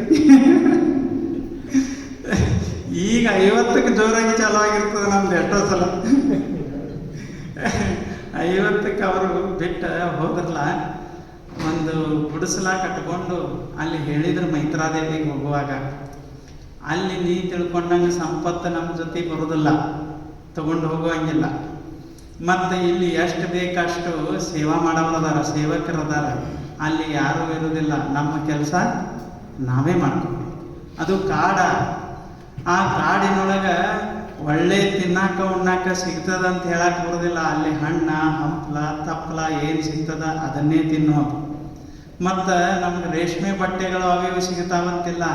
ಅಲ್ಲಿ ನಾವು ನಾರು ಬಟ್ಟೆಗಳನ್ನು ಹಾಕ್ಕೊಂಡ ಇರೋದು. ಯಾಕಿಟ್ಟು ನೀರಸ ಮಾಡ್ಕೊಳ್ಳೋದು ಅಂತ ಅವ್ರು ಕೇಳಿದ್ರು. ಇದು ನೀರಸ ಅಲ್ಲ, ಒಂದು ದಿವ್ಯ ಜಗತ್ತಿನ ಕಡೆ ಹೋಗಾಕ ತಯಾರಿ ಇದು ಅಂತ ಹೇಳಿದ್ರು. ಯಾರು? ಯಾಜ್ಞವಲ್ಕ್ಯ. ಅದೆಂಥ ದಿವ್ಯ ಜಗತ್ತದ ಒಮ್ಮೆ ನೋಡೇ ಬಿಡುನು ಅಂತ ಮೈತ್ರಾದೇವಿ. ಆಕೆಗೆ ಮೊದಲು ಅನಿಸ್ತಿತ್ತು ಮೈತ್ರಾದೇವಿಗೆ, ಏನು ಅಲ್ಲಿ ಹೋಗಿ ಏನು ಮಾಡೋದು, ಇದು ಬೆನ್ನು ಹತ್ತದೋ ಬೇಡೋ ಅಂದರು. ಅದಕ್ಕೆ ಕಡೆಗೆ ಇಬ್ಬರೇ ಹೋದರು. ಅಲ್ಲಿ ಹೋಗಿ 2 ವರ್ಷ ಆಗಿತ್ತು. ಆವಾಗ ಇಲ್ಲೇನು ಕಾತ್ಯಾಯಿನಿ ಇದ್ರಲ್ಲ ಇವರು, ಅವರು ಅಂದರು, ಇವ್ರು ಹೆಂಗರೇ ಅದಾರ ನೋಡಿರಿ ಬರೋಣ ಅಂತ ಹೋದ್ರು. ಅಲ್ಲಿ ಹೋಗಿ ನೋಡ್ತಾರ, ಒಂದು ಗುಡಿಸ್ಲ. ಅದೇನು ಭಾರಿ ಇದರ ಗುಡಿಸ್ಲ ಅಂತ ಏನಲ್ಲ, ಇದರದ ಗುಡಿಸ್ಲ. ಮುಂದೆ ಕೂತಾರ. ಅಲ್ಲಿ ಯಾರು? ಯಾಜ್ಞವಲ್ಕ್ಯರು ಜ್ಞಾನದ ಮಾತುಗಳನ್ನು ಹೇಳಕತ್ತಾರ. ಅವರು ಕೇಳಾಕತ್ತಾರ. ಮೈತ್ರಾದೇವಿಯವರು ಜ್ಞಾನದ ಮಾತನ್ನು ಕೇಳಾಕತ್ತಾರ. ಇವ್ರು ಮನೆಗೆ ನಿಂತು ನೋಡ್ಯಾರ. ಅವ್ರ ಇಬ್ಬರು ಮುಖದೊಳಗೆ ಒಂದು ದಿವ್ಯವಾದ ಸಂತೋಷ ಇತ್ತು. ಹಿಂಗಿತ್ತಲ್ಲ, ಈ ಮನ್ಯಾನ ಸಂಪತ್ತಿನ ತಾಪ ಇವ್ರ ತಲೆಯಾಗಿತ್ತು. ಇದನ್ನೆಲ್ಲ ಬಿಟ್ಟು ತಣ್ಣಗ ಆರಾಮ ಅವ್ರ ಮುಖದ ಮೇಲೆ ಸಂತೋಷ ಇತ್ತು. ಅವ್ರು ಹೋಗಿ ನೋಡಿದ್ರು, ಇಷ್ಟಂಗೆ ಸಂತೋಷವಾಗಿದ್ದೀರಿ ನೀವು ಅಂದರು. ಅವ್ರು ಹೇಳಿದ್ರು, ಯಾವಾಗ ಅದನ್ನೆಲ್ಲ ದೂರ ಸರಿಸ್ತೇವೆ ಅವಾಗ ಸಂತೋಷ ಇರಕ್ಕೆ ಸಾಧ್ಯ ಅಂತ ಇವ್ರು ಹೇಳಿದ್ರು. ಅವರು ಇಬ್ಬರ ಇದರಲ್ಲಿಂದನ ಬೃಹದಾರಣ್ಯಕ ಉಪನಿಷತ್ತು ಹೊರಗೆ ಬಂತು. ಯಾಜ್ಞವಲ್ಕ್ಯ ಮತ್ತು ಮೈತ್ರಾದೇವಿಯನ್ನ. ಇದಕ್ಕೆ ತೇನ ತೆಕ್ತೇನ ಭುಂಜೀತ. ಹಿಂಗೆ ಅದಕ್ಕೆ ಏನು ಮಾಡಬೇಕಾಗ್ಯದ ಅಂತ ನಾವು ಮನೆ ಬಿಡಬೇಕು, ಅದನ್ನು ಮಾಡ್ಬೇಕಂತೇನಿಲ್ಲ. ಸ್ವಲ್ಪ ಶಾಂತಾಗಿ ಜ್ಞಾನದ ಮಾತುಗಳನ್ನು ವಿಚಾರ ಮಾಡಬೇಕು. ನಾವು ಎಲ್ಲಿದ್ದೇವೆ ಅಲ್ಲೇ ಕುತ್ಕೊಂಡು, ಇಲ್ಲಿ ಮನೆ ಬಿಟ್ಟು ಎಲ್ಲಿ ಹೋಗಿರಿ ಏನು ಮಾಡೋದು? ಜ್ಞಾನ ಭಾಳ ಮಹತ್ವದ್ದು. ಅದರ ಕಡೆ ನಾವು ಭಾಳ ಲಕ್ಷ್ಯವನ್ನು ಸ್ವಲ್ಪ ಕೊಡಬೇಕನ್ನೋದು ಈ ಆಧ್ಯಾತ್ಮಿಕ ಚಿಂತನದ ಮುಖ್ಯ ಗುರಿ. ನಾವೇ ಒಂದು ಕಡೆ ಕೂತು ಎನಲೈಸ್ ಮಾಡ್ಕೊಳ್ಳೋದು, ನಾವು ಎಷ್ಟು ಮಹತ್ವ ಕೊಡ್ತೀವಿ, ಇದಕ್ಕೆ ಎಷ್ಟು ಟೈಮ್ ಕೊಡ್ತೀವಿ, ಇದು ನಾವು ಜೀವನದಾಗ ಇದಕ್ಕೆ ಎಷ್ಟು ಮಹತ್ವ ಕೊಡಬೇಕು ಅನ್ನೋದನ್ನು ಒಂದಿಷ್ಟು ಚಿಂತನೆ ಮಾಡೋದು ಭಾಳ ಮಹತ್ವದ್ದು. ಅದಕ್ಕಾಗಿ ನಿಮ್ಮನ್ನೆಲ್ಲ ಇಲ್ಲಿ ಕುಂಡ್ರಿಸಿರೋದು. ನೀವು ಎಷ್ಟು ಹೇಳ್ತೀರಿ ಮುಗಿದ ಮೇಲೆ ನಮ್ಮ ಸುತ್ತ, ನಿಮ್ಮ ಸುತ್ತ. ಆದರೂ ಇಂಥ ಒಂದು ಚಿಂತನೆಯಿಂದ ವಿಶೇಷವಾದಂಥ ವಿಚಾರಧಾರೆಗಳು ಬರ್ತಾವಂತ ಹೇಳಿ ಈ ಚಿಂತನೆಯನ್ನು ಇಲ್ಲಿ ಅಳವಡಿಸಿದೆ. ವಚನ ಸಾಹಿತ್ಯದ ಕಡೆ ನಾವು ಸ್ವಲ್ಪ ಬಂದೇವಿ ಅಂತಂದ್ರೆ, ಸುಮ್ಮನೆ ಒಂದು ವಚನವನ್ನು ನಿಮಗೆ ಹೇಳ್ತೀನಿ. ಹೆಂಗೆ ವಚನ ಸಾಹಿತ್ಯ ನಿಮ್ಮನ್ನು ತಾತ್ವಿಕ ಕ್ಷೇತ್ರನ್ಯಾಗ ಒಯ್ತದ. ಆ ಒಂದೇ ಒಂದು ವಚನವನ್ನು ಓದೋದ್ರಿಂದ ಒಂದು ದೊಡ್ಡ ಶಾಸ್ತ್ರವನ್ನೇ ಓದಿದಂಗೆ ನಮ್ಗೆ ಆಗ್ತದೆ. ಏನು ಒಂದು ದೊಡ್ಡ ಶಾಸ್ತ್ರವನ್ನೇ ಎಲ್ಲ ಓದಿದ್ರೆ ಲಾಭವಾಗ್ತದನೋ, ಅದನ್ನು ಒಂದೇ ಒಂದು ವಚನದಲ್ಲಿ ಹೆಂಗೆ ಶರಣರು ಅದನ್ನು ಕಾವ್ಯಾತ್ಮಕವಾಗಿ ಇಟ್ಟರು, ಇದನ್ನೆಲ್ಲ ಒಂದು ಕ್ಷಣ ನಾವು ವಿಚಾರ ಮಾಡಬೇಕಾಗ್ಯದ. ಭಾಳ ಅವಶ್ಯಕತೆ ಅದು. ಇಲ್ಲ ಅಂದರೆ ಏನಾಗ್ಬಿಟ್ಟದಂತಂದ್ರೆ, ವಚನಗಳಲ್ಲಿ ಯಾವುದು ಯಾವಾಗ ಸಾಂದರ್ಭಿಕ ಆದ ಕೆಲವು ವಚನಗಳನ್ನು ತಗೊಳ್ಳೋದು, ಏನೇನಾರೇ ಮಾಡ್ಕೋತ ಹೊಂಟೆ. ಅದು ನಮ್ಮ ಗುರಿ ಅಲ್ಲ. ಈಗ ಉಪನಿಷತ್ತುಗಳನ್ನೇ ಓದಲಿ ಅಥವಾ ವಚನ ಸಾಹಿತ್ಯವನ್ನೇ ಓದಲಿ ಅಥವಾ ಇನ್ನೊಂದು ಏನೇ ಓದಲಿ, ಅದರ ಉದ್ದೇಶ ಏನಾಗಿರ್ಬೇಕಂದ್ರೆ ಪರಮ ಶಾಂತಿಯನ್ನು ನಾವು ಅನುಭವಿಸುವಂಗೆ ಆಗಬೇಕು. ಅದೇ ಅಲ್ಲೇನು ಮಹತ್ವ. ಈಗ ಹೊರಗಿನ ಜ್ಞಾನ ಇದ್ದದ್ರಿಂದ ನಮ್ಗೆ ಸ್ವಲ್ಪ ಹೆಚ್ಚು ಕಡಿಮೆ ಅನಿಸ್ತದೆ. ಆದ್ರೆ ಆಧ್ಯಾತ್ಮಿಕ ಜ್ಞಾನವನ್ನು ನಾವು ಪಡೆದೇವಿ ಅಂದ್ರೆ, ಜೀವನದಲ್ಲಿ ನಾವು ಶಾಂತಿ ಸಮಾಧಾನದಿಂದ ಬದುಕುದ ಕಲೀಲಿಲ್ಲ ಅಂದ್ರೆ ಆಧ್ಯಾತ್ಮಿಕ ಜ್ಞಾನಕ್ಕೆ ಏನು ಬೆಲೆ ಬರ್ತದೆ? ಅದಕ್ಕಾಗಿ ನಮ್ಮನ್ನು ಶಾಂತಿ ಸಮಾಧಾನದಾಗಿಡುವಂತಹ ಈ ವಿದ್ಯೆಯನ್ನು ಸಮಾಧಾನ ಶಾಂತಿಯಿಂದ ಕುಳಿತುಕೊಂಡು ನಾವು ಚಿಂತನೆಯನ್ನು ಮಾಡೋದು ಭಾಳ ಮಹತ್ವ. ಅಲ್ಲಮ ಪ್ರಭುಗಳು 12ನೇ ಶತಮಾನದಾಗ ಬಹಳ ವಿಶೇಷವಾದಂತಹ ಯೋಗಿಗಳು. ಅದರಾಗ ಅವ್ರ ವಚನಗಳಂತಂದ್ರೆ ಬೆಳಗಿನ ವಚನಗಳು. ಅವು ಹೆಂಗಿರ್ತಾವ ಅಂದ್ರೆ ಹಿಂಗೆ ರೂಪಕಗಳನ್ನು ಕೊಡ್ತಾರಲ್ಲ, ಅದ್ರಾಗ ಆ ಒಂದು ವಚನ ಅಂದ್ಬಿಟ್ರೆ ಸಾಕು, ನಮ್ಮ ಕಣ್ಣಿಗೆ ಕಟ್ಟುವಂಥ ರೂಪಕಗಳನ್ನು ಅವರು ಕೊಡ್ತಾರೆ. ಆ ರೂಪಕವನ್ನು ನಾವು ನೋಡಿದ್ದೇವೆ ಅಂತಂದ್ರೆ ಅದರ ಮುಖಾಂತರ ನಮ್ಮ ತತ್ವಶಾಸ್ತ್ರವನ್ನು ಅವರು ಅನುಭವಿಸಲಿಕ್ಕೆ ಹಾದಿ ಮಾಡಿಕೊಡ್ತಾರೆ, ಅದು ಕನ್ನಡ ಭಾಷೆಯಲ್ಲಿ. ಅದಕ್ಕಾಗೇ ಇವತ್ತು ಸುಮ್ಮನೆ ನಿಮ್ಮ ಜೊತೆಗೆ ಒಂದು ವಚನವನ್ನು ಚಿಂತನೆ ಮಾಡೋದು ಅಂತ ಇಟ್ಟುಕೊಂಡೆ. ಇದು ಬಹಳ ವಿಶೇಷವಾದಂತಹ ವಚನ. ಅವ್ರು ಹೇಳ್ತಾರೆ ಒಂದು ಕಡೆ, ಹಾಳೂರೊಳಗೊಂದು ಮನೆಯ ಮಾಡಿ ಬದುಕಿಹೆನೆಂದು ಹೋದಡೆ. ಏನು? ಹಾಳೂರೊಳಗೊಂದು ಮನೆಯ ಮಾಡಿ ಬದುಕಿಹೇನೆಂದು ಹೋದಡೆ, ಕಾಳೋರಗ ಬಂದು ಕಡೆಯಿತ್ತು ನೋಡ. ಕಾಳೋರಗ ಬಂದು ಕಡಿಯುತ್ತು ನೋಡ. ಎತ್ತ ನೋಡಿದಡತ್ತತ್ತ ಸುತ್ತುತ್ತಿಹವು ಮಾರಿಯ ತೋರಿದ ಮದಗಜಗಳು. ಎತ್ತ ನೋಡಿದತ್ತ ಕೇರಿ ಕೇರಿಗಳಲ್ಲಿ ಸುತ್ತುತ್ತಿಹವು ಮಾರಿಯ ತೋರಿದ ಮದಗಜಗಳು. ಚಿತ್ರಗುಪ್ತನ ಕೈಯ ಪತ್ರವ ತಿಳಿದು ನೋಡಿದರೆ ಹಾಳೂರು ಹಾಳಾಯಿತು ನೋಡ ಗುಹೇಶ್ವರ. ಎಷ್ಟು ಚಲೋ ಅದ! ಸುಮ್ಮನಾಕ ಎಷ್ಟು ಚಲೋ ಅದ. ಇನ್ನು ಇದನ್ನು ಸ್ವಲ್ಪ ಗೊತ್ತು ತಿಳ್ಕೊಂಡೇವಿ ಅಂದ್ರೆ ಎಂಥ ತತ್ವಶಾಸ್ತ್ರದ ಜ್ಞಾನ ನಮಗೆ ತಿಳಿಯಕ್ಕೆ ಸಾಧ್ಯ. ನಮ್ಮ ಭಾರತ ದೇಶದೊಳಗೆ ಭಾಳ ತತ್ವಶಾಸ್ತ್ರಗಳದಾವ. ತತ್ವಶಾಸ್ತ್ರ ಅಂದ್ರೆ ಏನಾರೇ ಗೊತ್ತದ ಇಲ್ಲ? ಏನು ಹೇಳ್ರಿ ನೋಡು ವಿಜಯವ್ರೆ. ಇದು ಪ್ರವಚನಲ್ಲಿ ನಿಮ್ಮ ಮೇಲಿನ ಮೇಲೆ ಹೇಳ್ತಿರ್ತೀನಿ ನಾನು. ಪ್ರವಚನದಾಗ ಒಂದು ಸ್ಟ್ರೀಮ್ ಇರ್ತದೆ, ನಿಮ್ಗೊಂದು 4 ಕತೆ ಹೇಳಿ ಸಮಾಧಾನ ಮಾಡಿ ಚಲೋ ಹೇಳಿದ್ರೆ ಅಂತ ಹೇಳುವಂಗಿರ್ತದೆ. ಇದನ್ನು ಪ್ರವಚನ ಮಾಡೋ ಇಚ್ಛೆ ಇಲ್ಲ ನಮಗೆ. ಇಲ್ಲಾಂದ್ರೆ 4 ಕತೆ ಹೇಳಿ ಮುಗಿಸಿಬಿಡ್ಬೋದಾಗಿತ್ತು. ಇದು ಚಿಂತನೆ, ಅದು ಭಾಳ ಮಹತ್ವದ್ದು. ಇಲ್ಲಿ ಒಮ್ಮೆ ಅಲ್ಲಿ ಹೋಗ್ಬೇಕಾಗ್ತದೆ, ಒಮ್ಮೆ ಇಲ್ಲಿ ಬರಬೇಕಾಗ್ತದೆ. ಯಾಕೆ ಎಲ್ಲ ತಗೊಂಡು ಹೋಗ್ಬೇಕಾಗೈತೆ ನಾವು. ಅದು ಬಹಳ ಮಹತ್ವದ್ದು. ತತ್ವಶಾಸ್ತ್ರ ಅಂತಂದ್ರೆ ಎಲ್ಲರೂ ಎಚ್ಚರದಿರಿ. ಈಗ ಇದಾದ್ಮೇಲೆ ಪ್ರಸಾದದ ಇಲ್ಲ, ಅದಕ್ಕೆ ಇಲ್ಲೇನು ಮತ್ತೊಬ್ಬರು ಮಾತಾಡೋರಿಲ್ಲ, ನಾನಾ ಒಬ್ಬನ ಮಾತಾಡೋದೀನಿ. ಅದಕ್ಕೆ ಸಡ್ಲೆ ಬಿಡಬಾರದಂತೇಳಿ ಹಿಡ್ಕೊಂಡ್ಕೊತೀನಿ. ತತ್ವಶಾಸ್ತ್ರ ಅಂತಂದ್ರೆ ಅದು ಈ ಜಗತ್ತು ಹೇಗೆ ಉತ್ಪತ್ತಿ ಆಯಿತು, how this universe comes into existence, what are the different principles that constitutes this universe. ಈ ಥರ ಈ ಜಗತ್ತಿನ ಸೃಷ್ಟಿಗೆ ಮೂಲ ತತ್ವಗಳು ಯಾವ್ಯಾವು, ಹೆಂಗೆ ಹರಿದು ಬಂದಿದ್ದು ಜಗತ್ತಾಯಿತು, ಜೀವ ಅಂದರೆ ಏನು, ಬಂಧನ ಅಂದರೆ ಏನು, ಮುಕ್ತಿ ಅಂದರೆ ಏನು, ನಾವು ಮುಕ್ತಿಯನ್ನೇ ಯಾಕೆ ಬಯಸಬೇಕು, ಅದು ಪಡೆಯುವ ಬಗೆ ಹೇಗೆ, ಇವುಗಳನ್ನು ಹೇಳುವಂಥ ಶಾಸ್ತ್ರಕ್ಕೆ ಏನಂತ ಕರೀತಾರೆ? ತತ್ವಶಾಸ್ತ್ರ. ಇಲ್ಲಿ ಅನೇಕ ತತ್ವಶಾಸ್ತ್ರಗಳದಾವ. ಇವು ಅನೇಕ ಹೆಂಗಾಗ್ತಾವಂದ್ರೆ ಸುಮ್ಮನೆ ನಿಮಗೆ ಗೊತ್ತಿರಲಿ ಅಂತ ಹೇಳ್ತೀನಿ. ಇವು ಜೀವನ ಲಕ್ಷಣಗಳನ್ನು ಬೇರೆ ಬೇರೆ ಹೇಳುವಂಥವು. ಅವನ ಬಂಧನದ ಕಾರಣಗಳನ್ನು ಸ್ವಲ್ಪ ಬದಲು ಹೇಳ್ತಾವೆ, ಅವನ ಮುಕ್ತಿಯ ಸ್ವರೂಪವನ್ನು ಸ್ವಲ್ಪ ಬದಲು ಹೇಳ್ತಾವೆ, ಈ ಜಗತ್ತು ಸೃಷ್ಟಿಯಾದ ಕ್ರಮದೊಳಗೆ ಸ್ವಲ್ಪ ಬದಲಾವಣೆ ಬರ್ತಾವೆ. ಹೀಗಾಗಿ ತತ್ವಶಾಸ್ತ್ರಗಳು ಬೇರೆ ಬೇರೆ ಇದಾವೆ. ಇದು ಕಾರ್ಯಕಾರಣ ಸಿದ್ಧಾಂತದಿಂದ ನೋಡಬೇಕಾಗ್ತದೆ. ಸುಮ್ಮನೆ ಉದಾಹರಣೆಗೆ ಸಾಂಖ್ಯ ಮತ್ತು ಯೋಗಶಾಸ್ತ್ರ ಅದಾವೆ, ಕೇಳಿರಿ? ಸಾಂಖ್ಯ ಮತ್ತು ಯೋಗಶಾಸ್ತ್ರ ಅವು ಏನು ಹೇಳ್ತಾವಂದ್ರೆ, ಮೂಲದಲ್ಲಿ ಪುರುಷ ಮತ್ತು ಪ್ರಕೃತಿ ಅಂತ 2 ಬೇಸಿಕ್ ಪ್ರಿನ್ಸಿಪಲ್ ಅದಾವ. ಮೂಲದಲ್ಲಿ ಎಷ್ಟು ಅದಾವ? 2 ಅದಾವ. ಅದರದ್ದು 2 ಥರದ್ದು ಕೆಲವು ಲಕ್ಷಣಗಳು ಹೇಳ್ತಾವೆ. ಇಲ್ಲಿ ಹೇಳಕ್ಕೆ ನಿಮಗೆ ಸಮಯ ಇಲ್ಲ. ಅವು ಹೇಳ್ತಾವೆ, ಪುರುಷ ಅಂತಂದ್ರೆ ಎಲ್ಲದಕ್ಕೂ ಆಧಾರವಾಗಿರೋದು, ಪ್ರಕೃತಿನೇ ಗುಣಾತ್ಮಕವಾಗಿರ್ತದೆ. ಅದರಲ್ಲಿ ಒಂದು ಸ್ವಲ್ಪ ಕಂಪನ ಶುರು ಆತಂದ್ರೆ ಅದು ಏನಾಗಕ್ಕೆ ಶುರುವಾಗ್ತದೆ? ಜಗತ್ತಾಗಕ್ಕೆ ಶುರುವಾಗ್ತದೆ. 25 ತತ್ವಗಳಿಂದ ಹರಿದು ಬರ್ತದೆ, ಅಲ್ಲಿ ಜಗತ್ತಾಗ್ತದೆ ಅಂತ ಹೇಳೋದು ಯಾವುದು?